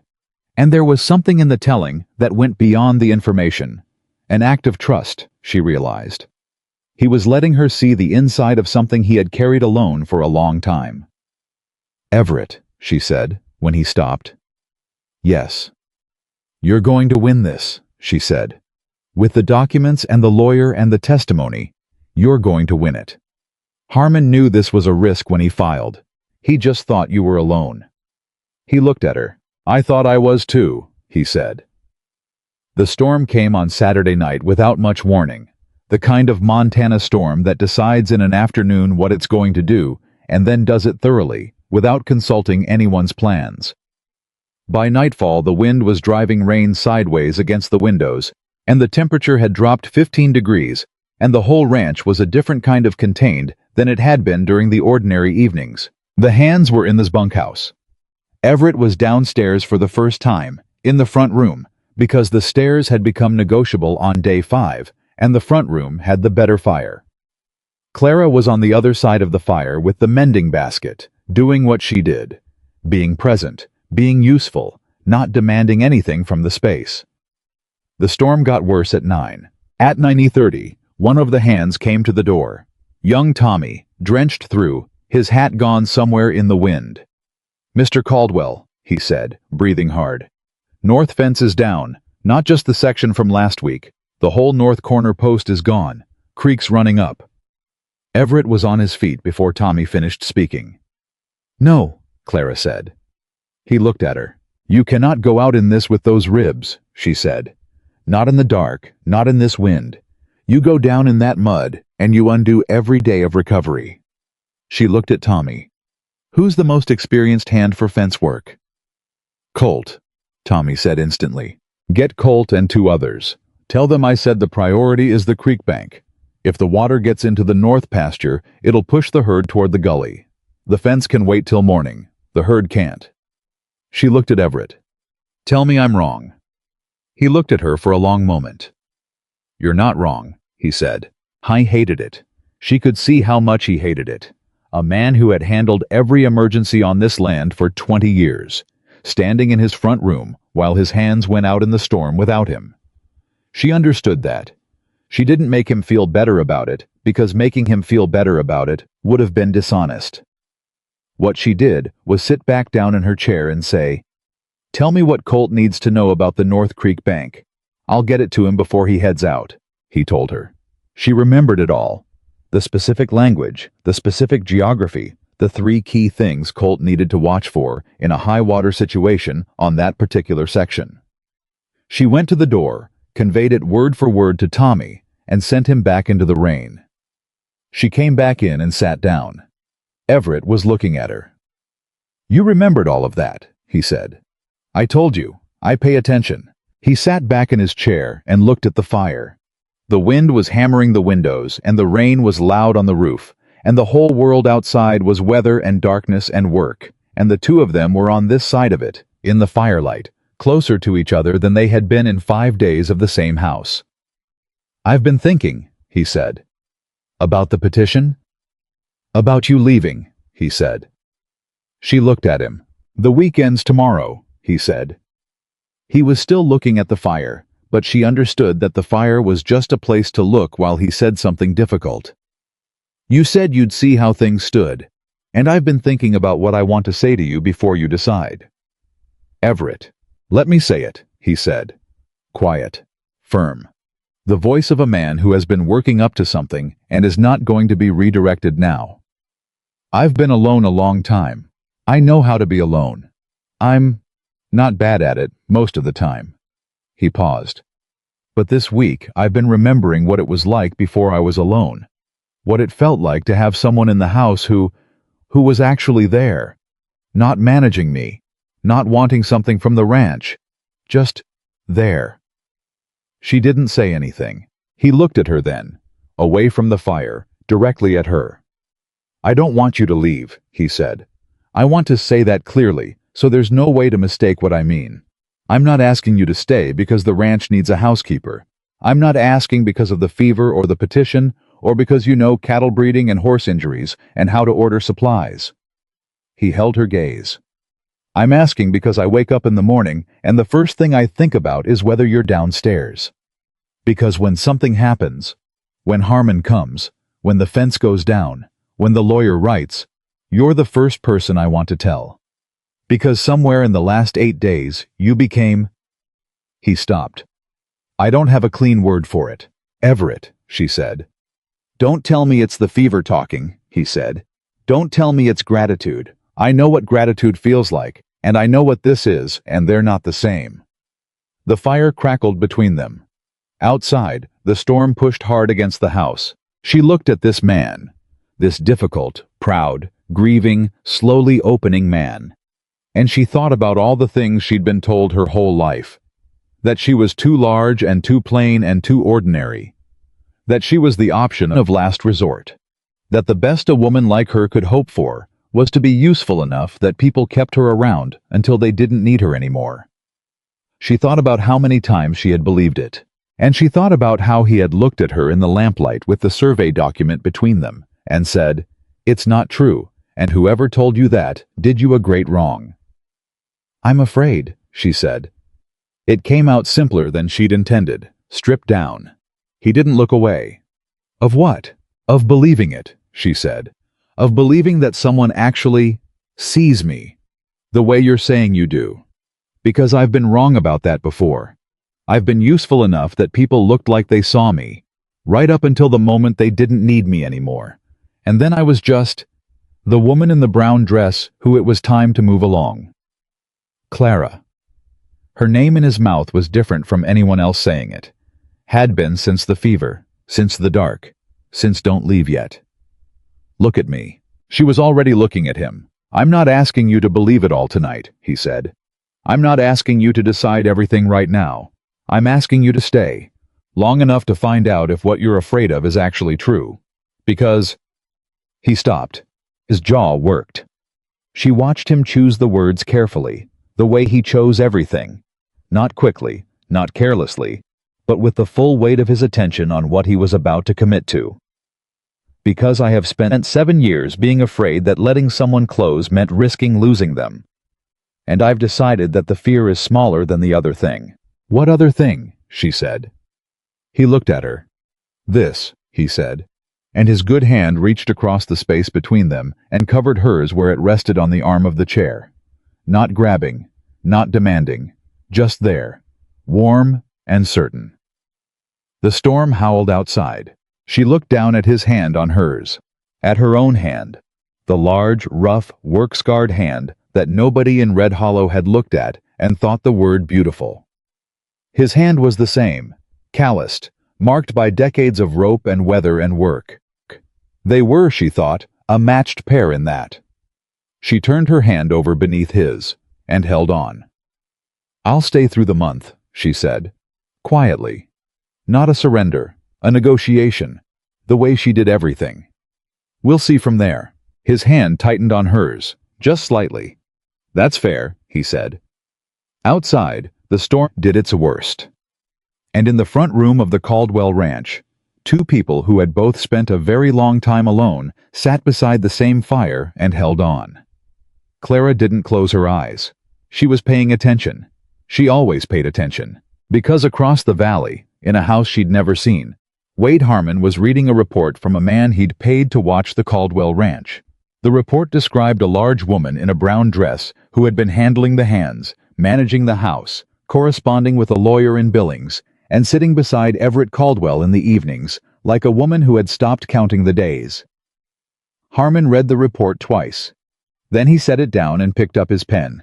Whatever he'd thought Clara Whitmore was, he had just revised his understanding, and he had decided that she needed to be dealt with directly.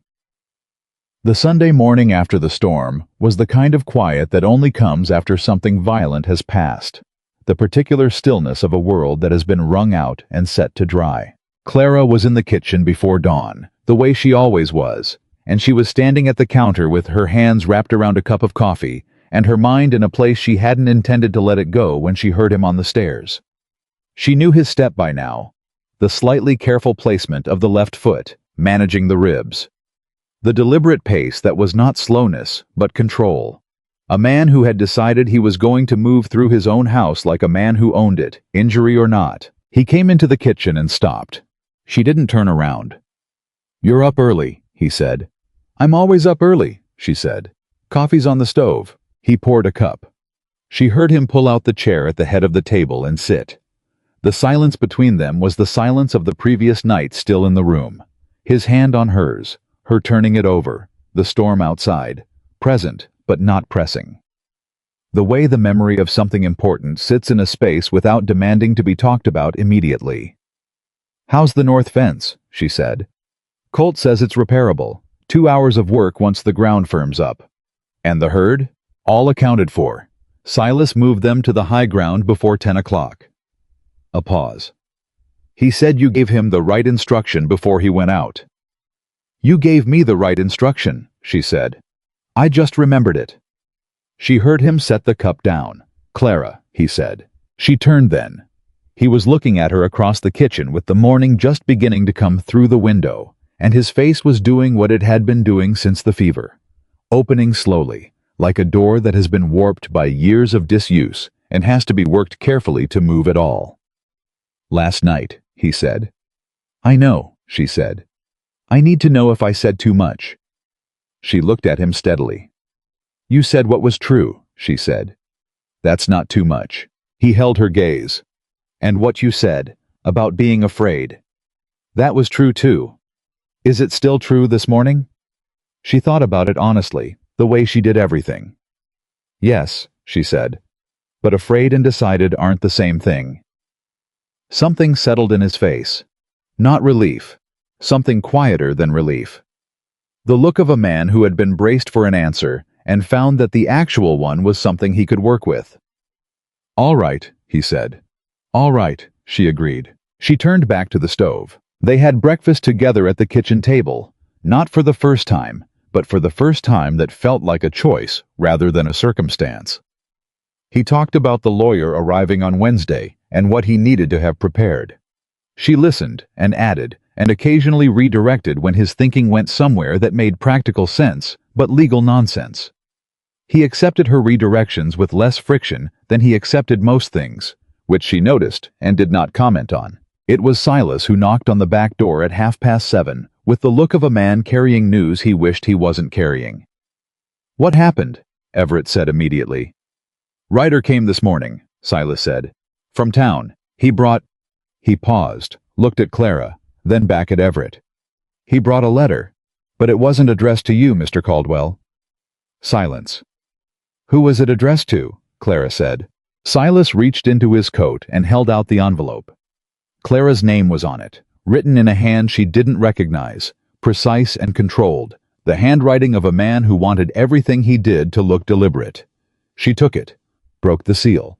She read it once quickly, and then again slowly, and by the second reading, her face had gone to a place she didn't fully control, and she knew Everett was watching it happen. "What does it say?" he said. She set the letter on the table and smoothed it flat with her palm and stepped back so he could read it himself. Wade Harmon had written to her directly. The language was formal and legal at the surface, and something else entirely underneath. He wrote that he was aware of her presence at the Caldwell Ranch and her role in managing the household during Mr. Caldwell's recovery. He wrote that he had made inquiries, this word underlined once, regarding her background and her history in the territory. He wrote that he understood she had worked in a number of positions across several counties over the past 12 years, and that the nature of some of those positions might be of interest to the community of Red Hollow were they to become widely known. He wrote that he was a man who believed in discretion, and that discretion was most easily maintained when people understood the value of making sensible decisions. He did not specify what sensible decision he was suggesting she make. He didn't have to. Everett read it. She watched his face go through the same 3 changes it had gone through with the land office letter, and then through a 4th change she hadn't seen before. Something hot and controlled, the look of a man managing a very strong response with the discipline of someone who knows that acting on it immediately is exactly what the other person wants. He set the letter down. "He's threatening you," he said. His voice was completely level. "Yes," she said. "He's implying that your past employment history is something to be ashamed of. He's implying that he can make it look that way whether it is or not." "What is your past employment history?" She looked at him directly. "Boarding houses, army outposts, domestic work, nursing care. Nothing I've ever done that I couldn't say out loud in a church." She held his gaze. "But Harmon doesn't need the truth. He needs a story. And a large woman traveling alone who takes work where she finds it. That's a story he can shape any way he wants with the right audience." Everett was quiet for a long moment. "He thinks if you leave," he said slowly, "I'm isolated again. No one managing the household, no one who knows about the lawyer and the documents, no one between him and whatever he's planning for the land petition." "That's what he thinks," she said. "Are you going to leave?" The question was asked quietly and without anything attached to it. No pressure, no expectation, just the question. She understood that he was asking because he needed to know, not because he was asking her to stay. He was giving her the choice as cleanly as he knew how. She picked up the letter. She looked at it for one long moment, at Harmon's controlled handwriting, at the word inquiries underlined with such deliberate precision, at the whole careful architecture of threat wrapped in the language of concern. She set it back down. "Silas," she said, "does Mr. Morrison from the North Ranch come into Red Hollow on Sundays?" Silas blinked. "Most Sundays, yes, ma'am. He and his wife attend the 11 o'clock service." "And the Hendersons?" "Same." She looked at Everett. "You said Morrison and the Hendersons would both testify about the boundary, that they've both had their own troubles with Harmon." "That's right." "Then I want to meet them," she said, "before the lawyer arrives. Not about the testimony. Harmon won't expect that, which means it's the right time." She looked at him steadily. "He sent this letter because he thinks I'm afraid of him. The best answer I can give him is to walk into that church on Sunday morning on your arm and shake James Morrison's hand." Everett stared at her. "You want to go to Red Hollow," he said. "I want to let Wade Harmon see that his letter landed and changed nothing," she said. "Because the moment he believes I'm manageable, he'll push harder, and the moment he understands I'm not—" She paused. "He'll have to decide whether to escalate or back down, and men who work the way he works don't escalate when they're not certain of the outcome. They prefer to maneuver." Everett looked at her for a long moment. "You've thought about this before," he said. "Not just now. I've been thinking about it since he rode into the yard last week," she said. "Since Silas told me about the Bellamy property, about how Harmon works." She folded Harmon's letter and put it in her apron pocket. He chose the wrong person to threaten. Something moved through Everett's face that she felt across the room. "Yes," he said quietly. "He did."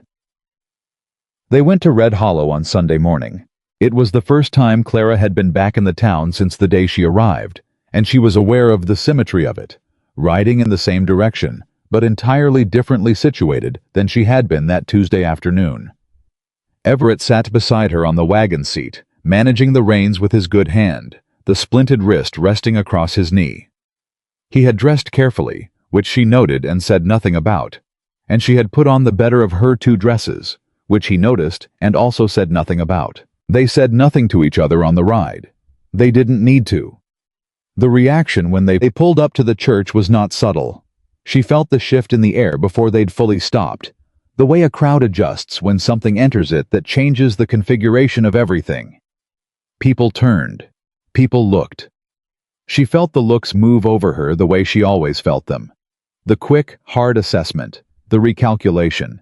She stepped down from the wagon without waiting for help, which she had been doing her whole life, and then Everett was beside her, and he did something she had not expected and had not asked for and would remember for the rest of her life. He offered her his arm, not as performance, not as statement. His arm, offered the way a man offers his arm to a woman he is with, in a town where he has lived for 40 years, in front of everyone who knew him. She looked at his arm, then at his face. "It helps with the ribs on uneven ground," he said, straight-faced. She looked at him for one more second. Then she took his arm. They walked into the churchyard together, and Clara Whitmore kept her head up and her eyes forward and let every whisper do whatever it needed to do. James Morrison was the first one to come to them. He was a big, blunt-faced man with a handshake like a collision, and he pumped Everett's good hand and said, "Good to see you on your feet, Caldwell," and then looked at Clara with the direct, unperforming assessment of a man who had spent 50 years deciding things by what he actually saw rather than what he was supposed to see. "This the woman who's been running your place?" he said to Everett. "This is Clara Whitmore," Everett said. "She's been managing the household since the accident, and she's been helping me put together the response to Harmon's land petition." Morrison's eyes sharpened. "Heard about that petition. Damned nerve." "We've got the original survey documentation," Everett said. "Complete, dated, witnessed. The lawyer from Billings arrives Wednesday." Morrison looked at him, then at Clara, then back at Everett. "You need testimony about the south boundary? If you're willing." "I'm willing." No hesitation. "I've been waiting 2 years for someone to put a wall in front of Harmon's particular brand of neighborliness." He looked at Clara again. "You the one who thought to pull the original survey?" "Mr. Caldwell knew where it was," she said. "I helped him look." Morrison looked at her with the expression of a man revising a dismissal he'd already been halfway through making. He said. And then, to Everett, "You've got good sense, Caldwell. Took you 7 years to show it in this particular direction, but you've got it." He moved away before Everett could respond. Clara felt Everett's arm tighten slightly under her hand. 7 years, he said, mostly to himself. "He's not wrong," she said. He looked at her, and the look had warmth in it, real, uncomplicated warmth, the kind she had been watching him rediscover piece by piece over the last 9 days. The Hendersons were next. A husband and wife in their 60s, the wife with kind eyes and the husband with the careful manner of a man who had learned to mean what he said, because he'd discovered that saying things he didn't mean made the world harder to navigate. They both shook Everett's hand. The wife looked at Clara and said, simply and without preamble, "We heard what you did the night of the fever. The doctor told my sister. I'm glad Everett had someone sensible." Clara said, "Thank you, ma'am." And the woman's eyes said something back that Clara understood and tucked away. Henderson said he'd testify. Said it the same way Morrison had. No ceremony, no calculation, just the decision of a man who had already been thinking about Harmon and had been looking for the right moment to do something about him. They were back at the wagon preparing to leave when the moment Clara had been half expecting arrived. Wade Harmon came across the churchyard with the deliberate pace of a man who has staged his approach. He was alone, which surprised her. She'd expected him to bring weight, a companion, a lawyer, someone to perform the audience for. But he came alone, and he stopped 6 feet away, and he looked at her, and then at Everett, and his face showed nothing, because men like Harmon practiced showing nothing. "Everett," he said. "Good to see you recovering." "Harmon," Everett said. His voice was pleasant and completely empty of warmth. Harmon looked at Clara. "Miss Whitmore, I trust you received my letter." "I did," she said. "And?" "And I'm here," she said. "So I imagine that answers your question." Something moved behind Harmon's eyes, a small, controlled recalculation. "I want you to understand," he said, "that I have nothing but concern for Everett's welfare. A man in his condition, managing a property of this size, is managing it well," Clara said. "He has the original survey documentation for the south and east boundaries, complete and witnessed. He has a lawyer from Billings arriving Wednesday. He has testimony from 2 neighboring landowners prepared to speak to the established boundaries." She looked at Harmon with the same steadiness she'd been looking at hard things with her whole life. "And he has me. So if your concern for his welfare has been satisfied, we'll be on our way." Harmon looked at her for a long moment. Then he looked at Everett. Everett met the look with the particular quality of stillness that large, confident men use instead of words. "You've made a miscalculation," Harmon said finally, and it was addressed to Everett, but aimed at Clara. "Bringing this woman into your business, into your home. People in this town," Everett said, and his voice was still pleasant, and now had something underneath the pleasant that was not pleasant at all. "Are none of your concern, Harmon. Neither is my home or who's in it. What is your concern? The only thing that should be your concern right now is whether you want to continue with the land petition that you filed, knowing it wouldn't hold up against documentation you didn't know I had." He held Harmon's gaze with complete steadiness. "Withdraw the petition. Do it before Wednesday. Because once the lawyer arrives, this stops being a conversation between neighbors and starts being a legal proceeding. And I have been more patient with you than you deserve, but I am done being patient." The churchyard was not silent. There were people around them, conversations happening, the normal Sunday morning sound of a small town. But in the immediate radius of the 3 of them, everything had gone quiet in that particular way. That means everyone within earshot is listening while pretending not to.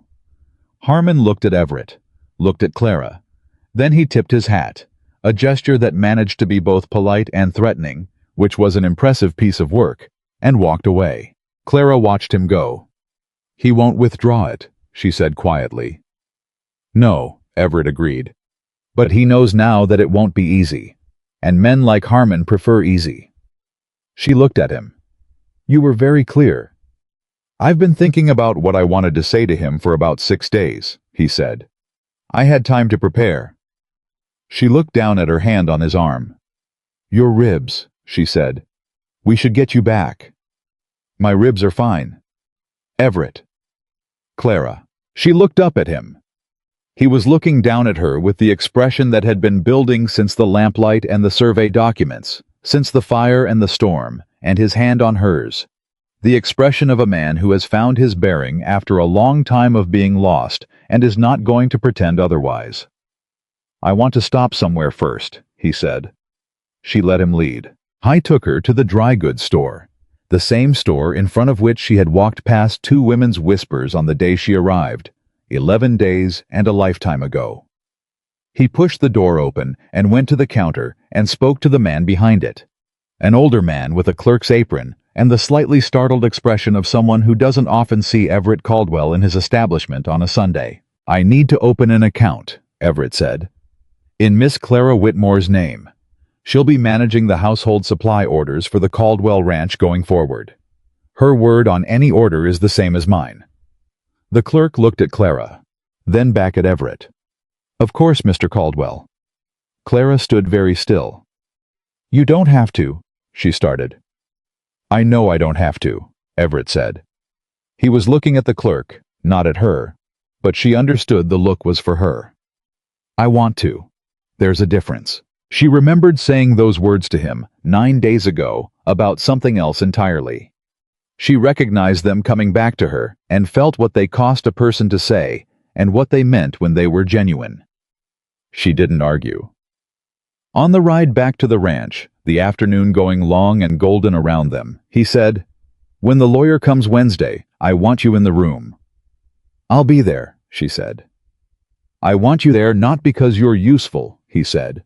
"I want to be clear about that." She looked at him sideways.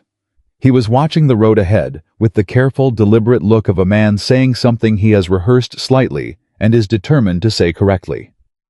"I know," she said. "Good." He was quiet for a moment. "Because I've been thinking about what you said. About being afraid. About being wrong before about people who seemed to see you and then didn't. Everett, I want to earn it," he said. "I want you to stay long enough that you can see, not because I've said it, but because the days have shown you, that I meant what I said, that it doesn't change." He kept his eyes on the road. "That's what I want. I'm not asking you to believe it on faith. I'm asking for the time to show you." The afternoon moved around them. She thought about 12 years of canvas bags and wagon seats and never staying anywhere long enough for it to feel like hers. She thought about the kitchen with the forgotten honey and the unseasoned pan. She thought about Silas bringing her the morning water without being asked, and Tommy's anxious helpfulness, and Colt's 12 words a day that were always the right 12 words. She thought about a man who had spent 7 years building walls and had started, in the last 11 days, opening doors. "The month," she said. "I know," he said. "I'll take the month." A pause. "And then we'll see," she said. "And then we'll see," he agreed. They were a mile from the ranch when the rider came toward them at a pace that meant something was wrong. It was Tommy. She recognized his seat on a horse, the slight forward lean of a young man who hadn't fully learned yet that urgency and good horsemanship didn't always go together. He pulled up beside the wagon, breathing hard. "Mr. Caldwell, there's a man at the ranch, says he's from the county land office. He's got—" Tommy swallowed. "He's got a second petition, sir, filed this morning. It's not about the south boundary." Everett's hands tightened on the reins. "What is it about?" Tommy looked at Clara. He looked at her with the particular discomfort of someone who has news that is specifically about the person they're looking at and doesn't want to deliver it. "What is it about, Tommy?" Clara said. "It's about you, ma'am," he said. "Harmon filed a petition claiming that you have no legal right to be on the property. That you're not. That there's no legal basis for your presence. He's claiming you're—" He stopped. "The papers say you're trespassing, ma'am. And that Mr. Caldwell, given his medical incapacity, may not have been of sound enough mind to authorize your presence in the first place." The word landed in the wagon like a stone dropped in still water. Trespassing. Clara looked at the road ahead. She thought about Harmon tipping his hat in the churchyard. About the way he'd looked at her, not with anger, not even with contempt, but with the cold assessment of a man who had already decided what his next move was and was simply waiting for the right moment to execute it. He hadn't been backing down in that churchyard. He had been buying time. Everett's voice, when it came, was very quiet. "How long ago did this man arrive?" "About an hour, sir. He's waiting." "And the papers? He filed them with the county this morning?" "Yes, sir. Sunday morning. First thing." Clara looked at Everett. Everett looked back at her. "He planned this before we went to town," she said. Not a question. "The letter to you was the first move," Everett said slowly. "Going to town today was the second. He watched us go. He has someone watching, and he filed the moment we were gone." His jaw had gone to that place it went when he was managing something very strong, with very deliberate control. He wanted us out of the house, wanted to deliver the papers without one of us there to respond immediately. "He wanted to see if I'd run," Clara said. "Yes." She looked at the road. She thought about the option of last resort. About the bottom of the list. About every time she'd been told, directly, indirectly, through a look or a pause or a letter written in controlled handwriting, that she didn't belong somewhere she had decided to be. She had moved on, all those times. She had picked up her canvas bag and accepted the lesson and moved on. She looked at Everett. "I'm not trespassing," she said. "I was invited here by the doctor and consented to by you. That's documented. The doctor's records show his request. Your conversation with the doctor is documented." She held his gaze. "Harmon knows it won't hold. He just needs it to make noise, to make the county ask questions, to make people wonder." "To make you feel like leaving is the easier choice," Everett said. "Yes." She straightened on the wagon seat. "Tommy, is the man from the county office still at the house?" "Yes, ma'am." "Good." She looked at Everett. "Let's go talk to him." Everett looked at her for one long moment. Then he clicked to the horse and they moved. The man from the county office was young, younger than she'd expected, with the uncomfortable look of someone who had been handed a task he hadn't fully understood until he was in the middle of executing it. He was standing on the porch with his hat in his hands when they pulled up, and he straightened when he saw them with the reflexive, guilty posture of a person who knows they've shown up somewhere they're causing trouble. Clara stepped down from the wagon before Everett could and walked to the porch steps and looked up at the young man. "You have papers for me," she said. "Yes, ma'am. I'm sorry, ma'am. I'm just delivering." "I know you're just delivering," she said, not unkindly. "May I see them?" He handed them over. She read them standing on the porch steps. Then she handed them back up to Everett, who had come up beside her, and she turned to the county man and said, "Do you have something for Mr. Caldwell to sign, to indicate receipt?" "Yes, ma'am." "Give it to him." She looked at the house. "And then I'm going to give you something to take back to the county office. A letter from Mr. Caldwell, signed and dated today, documenting the legal basis for my presence on this property. You'll deliver it to the office first thing tomorrow morning." The county man blinked. Yes, ma'am, I can do that." She went inside. She was at the desk in the front room, the pen already in her hand, when Everett came through the door. He stood and watched her write for a moment, the same way he'd watched her write the letter to the lawyer, with that particular quality of attention he brought to everything she did. "You're writing it yourself," he said. "You'll dictate and I'll write," she said. "Same as before, but this one needs to go tonight." He sat down across from her. "Clara," he said. She looked up. "He's going to keep coming," he said. Not a warning, a statement of fact, delivered with the flat clarity of a man who wants to make sure she understands what she's staying in the middle of. "I know," she said. "This isn't going to be the last of it. Even with the lawyer, even with the survey documents and the testimony, Harmon doesn't give up easily. He'll find another angle." "I know that too," she said. "And you're still sitting there with a pen in your hand." She looked at him. The late afternoon light was coming through the window at a low angle, and the front room was warm, and the house was settling into the quiet of early evening around them. The familiar sounds of the ranch, the hands returning from their work, the horses in the barn. She thought, this is what it sounds like. This is what it feels like. A house that has something living in it again. "You said you wanted to earn it," she said. "You said you wanted time to show me." "I did." "Then stop warning me off," she said, "and tell me what you want to say in this letter." He looked at her across the desk. And then Everett Caldwell, who had spent 7 years alone and had decided, in the space of 11 days, that alone was something he was done with, leaned forward in his chair and started to talk. And Clara Whitmore, who had spent 12 years being the option of last resort, and had decided, somewhere between the fever and the storm, and a hand offered in a churchyard, that last resort was not the same as wrong choice, started to write. Outside, the county man waited on the porch with his hat in his hands, and across the valley, in a house Clara had never seen, Wade Harmon sat at his desk with a glass of whiskey and the expression of a man who has thrown his best punch and is waiting to see if the other person is going to stay on their feet. She was still on her feet. She was going to keep being on her feet. And tomorrow, the real fight was going to begin. The letter they wrote that Sunday evening was 4 pages long. Clara's handwriting was clear and steady throughout, even in the places where what she was writing made her want to put the pen down and breathe. Everett dictated with the precision of a man who had spent 40 years making decisions that had consequences and understood that the language you chose when things were serious was not the place to be approximate. He said each sentence once.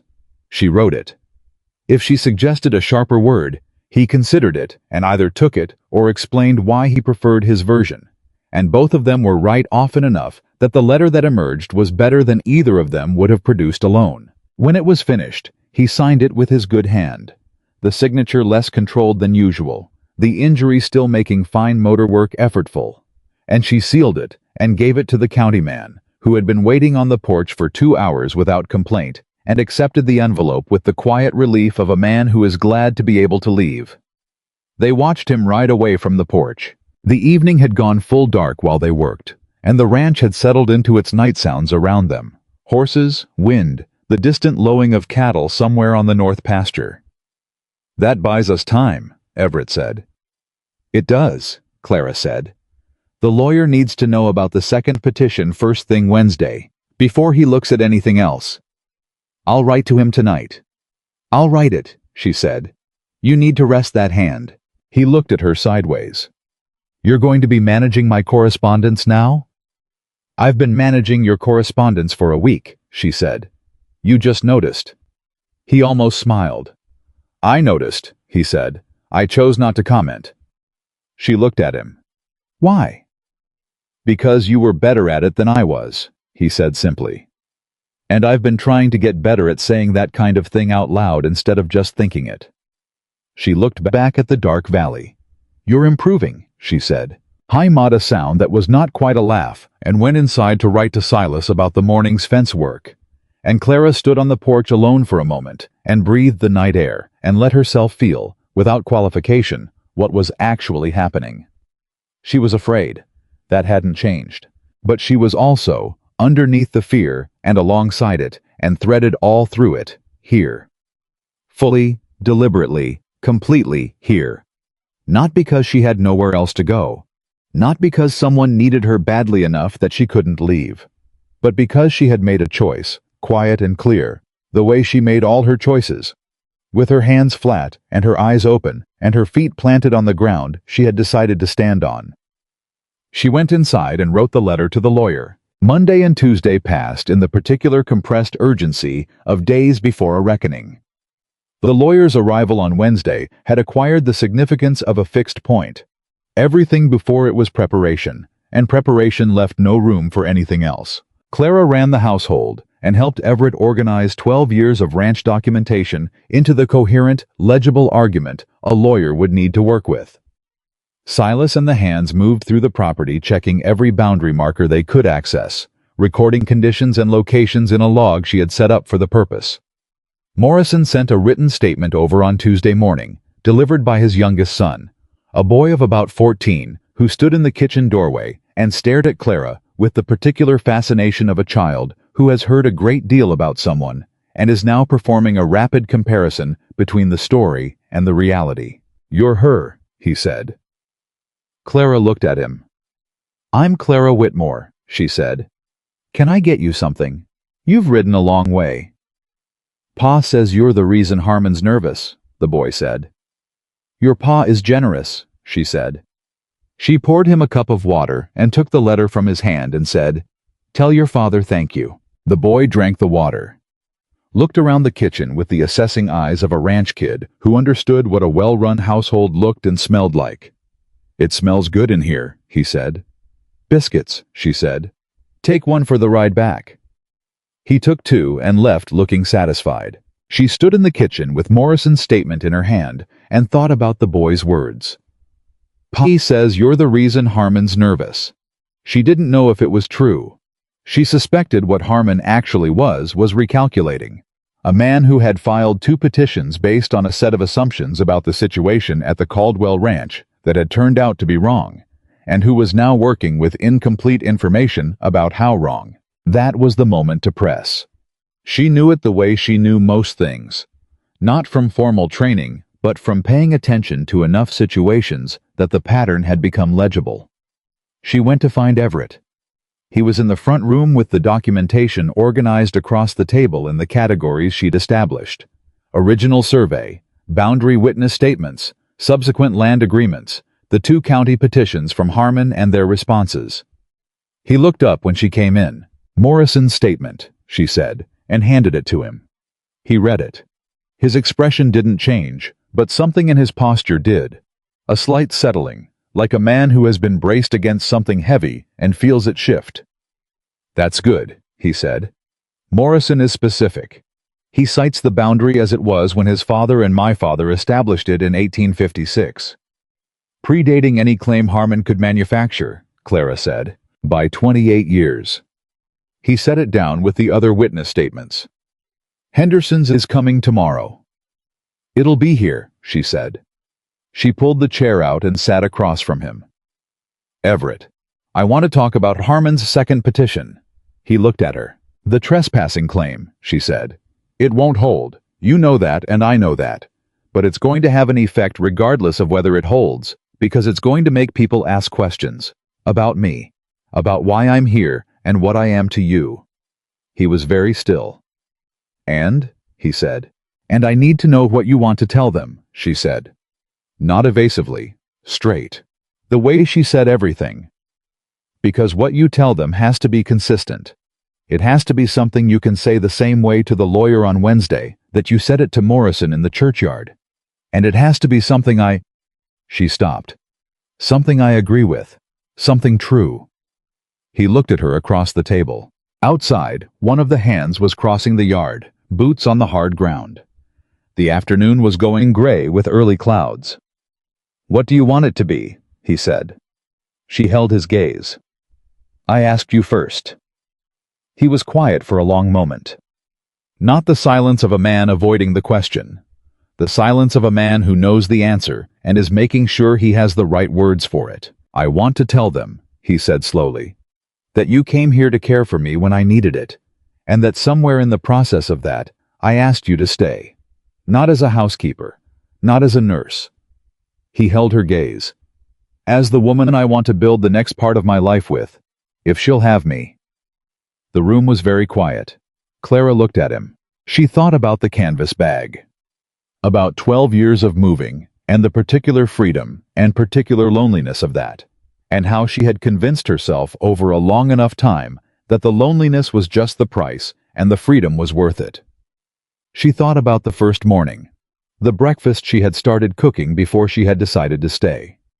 About the fever and the dark, and his hand finding her wrist. About a churchyard, and an arm offered and two women in front of a dry goods store, and a letter written in controlled handwriting designed to make her feel small enough to leave. She was not small. She had never been small. She had been surrounded by people who needed her to be, because her being large, in every sense, was inconvenient for the story they wanted to tell about what she was. "Everett," she said. "I know it's fast," he said. "I know we've known each other less than 3 weeks. I know you have reasons to be careful, and I'm not asking you to stop being careful." He leaned forward. "I'm asking you to know that what I feel is not gratitude. It's not fever talking. It's not loneliness talking. I know the difference because I spent 7 years with just the loneliness to compare it to, and this is not that." He held her gaze. "This is something I have not felt since Eleanor, and I am done pretending that it isn't, because I have done enough pretending for one lifetime." She breathed. "I'll have you," she said. It came out quieter than she expected, and simpler, and more true than almost anything she had said in her adult life. Something happened in his face that she thought she might spend the rest of her life trying to find the right word for. Not surprise. Not exactly. More like a man who has been holding his breath for a very long time, and has finally remembered that he doesn't have to. He reached across the table. She put her hand in his. They stayed like that for a long moment. Not dramatic, not performed. Just two people with their hands joined across a table covered in legal documents, in a house that was slowly becoming something it hadn't been in 7 years. "The lawyer's going to have questions," she said finally. "Let him ask," Everett said. She smiled. The first real, full, uncomplicated smile she had let herself have in this house. And possibly the first in longer than she wanted to calculate. He saw it.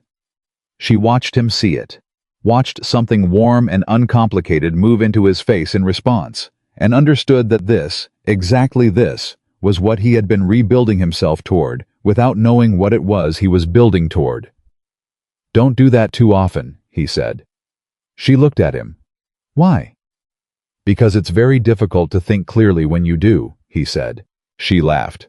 A real one, from the same undefended place his rare laughs came from. And he laughed back, and the sound of the two of them laughing in that front room was the most alive that house had been in 7 years, and both of them knew it. The lawyer arrived on Wednesday.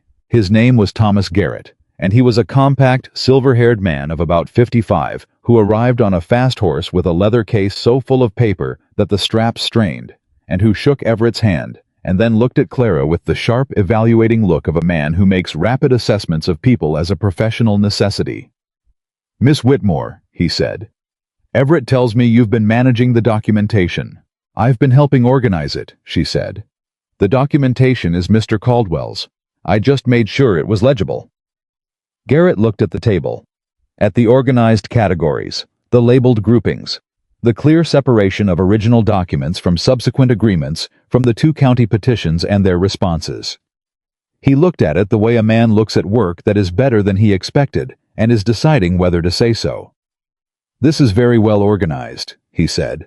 "Thank you," she said, and went to get him coffee. Garrett spent 3 hours with the documentation. He asked questions, sharp, specific questions that went to the heart of each document and its legal weight. And Everett answered most of them, and Clara answered too, that were about the organization of the response letters, and by the time they broke for the midday meal, Garrett had the expression of a man who has arrived prepared for a difficult case, and found it considerably less difficult than anticipated. "The original survey is the key," he said, over the meal Clara had prepared, and that he ate with the focused appreciation of a man who had been eating trail food for 2 days. "It predates any claim Harmon can manufacture by 30 years. Combined with Morrison's statement and Henderson's." He looked at Everett. "You have a strong case. Not an effortless one, but strong." "What do we need to do?" Everett said. "File a counter petition this week. I'll draft it today, and we can have it to the county office by Friday. I'll also file a formal response to the trespassing claim." He glanced at Clara. "Which is, frankly, the weakest piece of legal work I've seen in years. Harmon's lawyer should be embarrassed by it." "Harmon didn't expect it to hold," Clara said. "He expected it to move." Garrett looked at her. "You understand how he works." "I've been paying attention," she said. He looked at her for a moment with the frank assessment he'd given her at the beginning, and then he said, "Everett, may I ask you something directly?" "Go ahead," Everett said. Garrett set his fork down. "Harmon is going to use Miss Whitmore's presence here as a line of attack. It's the softest target he has, because it's the one that plays to social judgment rather than legal fact. He's going to make noise about propriety, about the nature of her role here, about what people are saying." He looked at Everett steadily. "The cleanest way to close that line of attack is to remove the ambiguity." Silence. Everett looked at Clara. Clara looked back at him. She understood what Garrett was saying. She understood it completely. And she understood that he was right. And she understood that this was the moment. Not the soft, private moment at the table with joined hands, but the practical, public, consequential moment, where what Everett had said he wanted either meant something or it didn't. "Are you asking me what I think you're asking me?" Everett said to Garrett. "I'm saying that ambiguity is Harmon's tool," Garrett said. "Remove it and you remove the tool." Everett looked at Clara, just at her, not at the lawyer, not at the table, not at the documentation spread across every surface. At her. "Clara," he said. "Don't," she said. He stopped. "Don't do it because of Harmon," she said. "Don't do it because it's the strategically correct move and the lawyer is sitting right there and it solves a legal problem." She held his gaze. "If you're going to ask me something, ask me because you mean it, not because it's convenient." The room was very still. Garrett had the good sense to look at his coffee cup. Everett looked at her for a long moment, the full, searching look that she had watched him deploy for 3 weeks now. The one that went looking for something and found more than it expected. And then he said, "I meant it 3 days ago at that table, before Garrett arrived, before it was convenient." He leaned forward. "Marry me, Clara. Not because it closes a legal argument. Because I meant what I said, and I want to spend whatever time I've got left on this earth with someone who tells me the truth and makes me laugh and knows how to organize cattle breeding records and talks to frightened horses and makes the whole house feel like someone is living in it." He held her gaze. "Marry me because I love you. And because I have been trying to find a way to say that clearly for 10 days, and this is the clearest I've managed." She looked at him. She thought, 12 years. 12 years of canvas bags and last resorts and being the person nobody thought was worth choosing. She thought about every town that had looked at her and seen too much body and not enough of everything else. She thought about Harmon's letter and Margaret Sutton's precise pauses and the women in front of the dry goods store, and everyone who had ever made her feel like love was something that happened to other people. She thought, this man looked at a woman everyone had overlooked for 29 years and said, "I see you," and meant it and kept meaning it under pressure. She thought, that is not a small thing. That is, in fact, everything. "Yes," she said.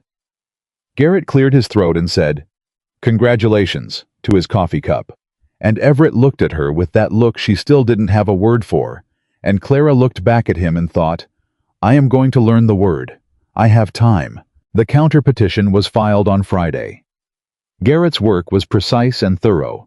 He dismantled Harmon's survey claim point by point, citing the original documentation with the particular enjoyment of a lawyer who has found a strong document and knows exactly what to do with it. The trespassing claim he addressed in a single paragraph that made it clear, in the most polite legal language available, that it was not a serious instrument and that pursuing it further would reflect poorly on whoever had authored it. He left on Saturday morning with the satisfied expression of a man who has done good work. The news that Everett Caldwell was engaged to the woman who had shown up in Red Hollow with a canvas bag 3 weeks earlier reached the town in the particular way that news traveled in small frontier communities, fast, thoroughly, and with elaborations that bore diminishing relationship to the actual events as distance from the source increased. By Saturday afternoon, Clara was aware that she had been variously described as a wealthy widow from the East, a trained physician, a former school teacher, a woman of mysterious background, and, her personal favorite, relayed by young Tommy with barely suppressed delight, a former Pinkerton detective. "I'm none of those things," she told Everett. "I know what you are," he said. "What am I?" He looked at her with the particular directness that had been his constant mode since the fever broke, and he'd decided he was done with walls. "The most capable, honest, and frankly frightening woman I have ever encountered in my life," he said. "And I mean frightening in the best possible sense." "You're frightening," she said. "I know," he said. "We're well matched." She thought about that, about being well matched, and found that it fit in a way she hadn't expected. Not the romantic language of well matched, not the poetic ideal of it, but the practical reality. Two people who were each formidable in their own right, and who were, together, considerably more formidable than either alone.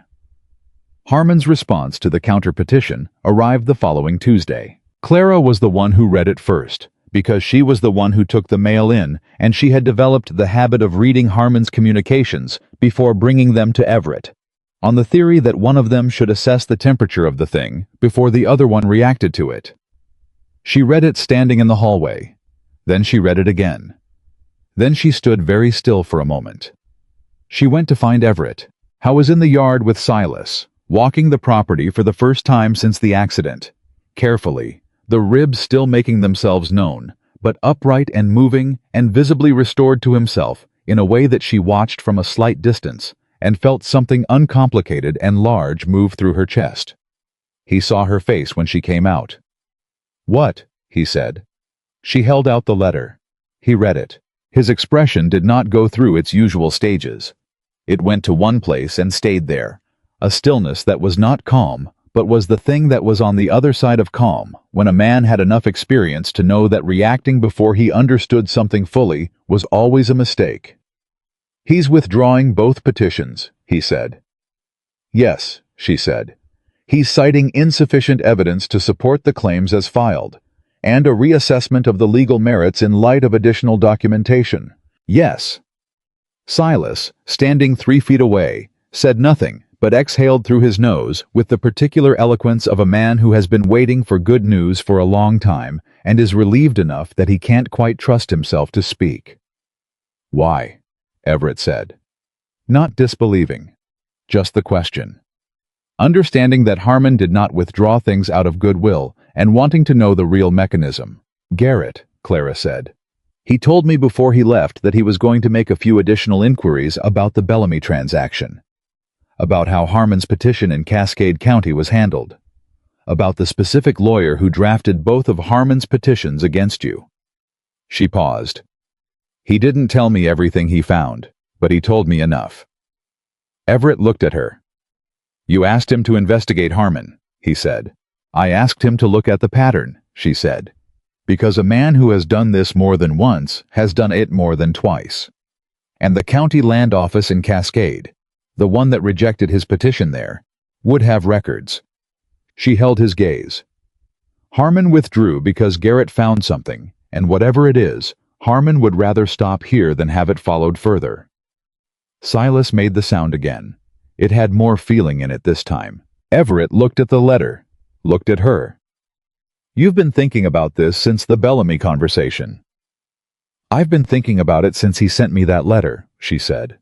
"The one with inquiries underlined." "You were doing the same thing to him that he was doing to you," Everett said slowly. "Gathering information, looking for the pattern." "I was leveling the ground," she said.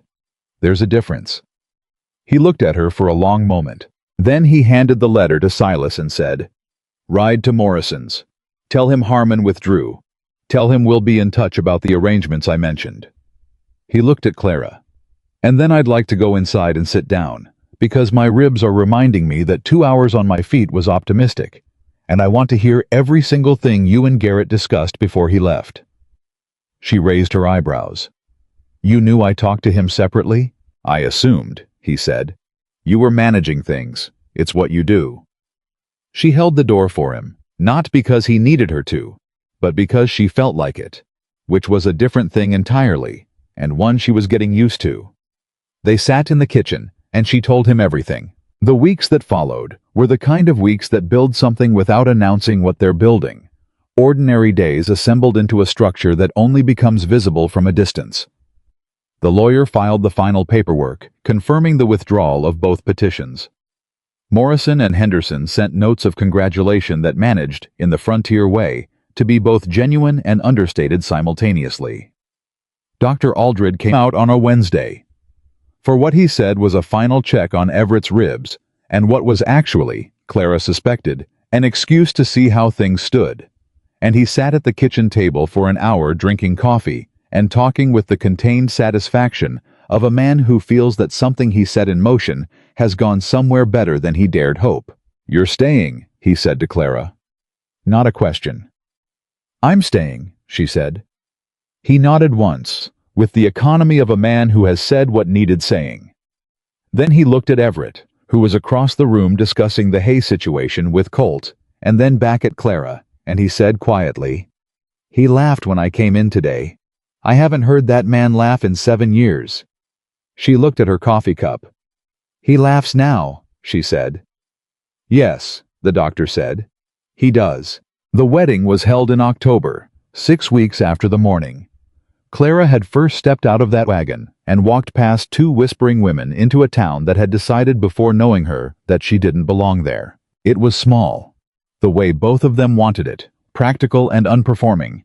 The ceremony of people who needed the fact rather than the spectacle of it. Morrison and his wife. The Hendersons. Dr. Aldred. The ranch hands in their cleanest clothes. Silas in the front with the expression of a man who has been holding something in for weeks and is finally allowing himself to feel it. Young Tommy, who cried and was not embarrassed about it. Clara wore a dress she had made herself from fabric Everett had ordered from the dry goods store in Red Hollow. The store where, 6 weeks ago, he had opened an account in her name and told the clerk that her word on any order was the same as his.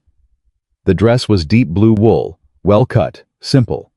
She had made it without sentiment and with considerable skill, working in the evenings at the kitchen table after the household was quiet, and when she put it on the morning of the wedding, She stood in the room that had been the spare room, and was now hers, and looked at the woman in the mirror for a long moment. She thought, "This is still you. The same face. The same large, plain, work-honest body. The same hands." Nothing had changed about who she was. Everything had changed about what was true. Everett was waiting at the bottom of the stairs when she came down. He was in his good coat, the dark one, and his wrist had healed enough by now that the splint was gone, and he looked. She searched for the word, and found it. Restored. Like a man who has been returned to himself after a long absence, and is still in the process of remembering what it felt like to be fully here. He looked at her when she came down the stairs. He looked at her the way he had learned to look at her. Completely, without evasion, with the full weight of his attention that he gave to everything he decided was worth attention. "You made that dress," he said. "I did."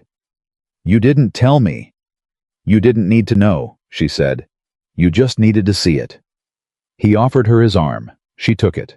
Morrison's daughter, a quiet girl of 17, played the fiddle because it turned out she was gifted, and because Clara had discovered this 3 weeks earlier when the girl came with her father to discuss the boundary testimony, and Clara had asked about the fiddle case she was carrying, and one thing had led to another. The music filled the front room of the Caldwell Ranch on a clear October afternoon, and the people in that room were the people who had earned their place in this story through honesty and loyalty and the simple, unmovable commitment to showing up when things were difficult. The ceremony was brief.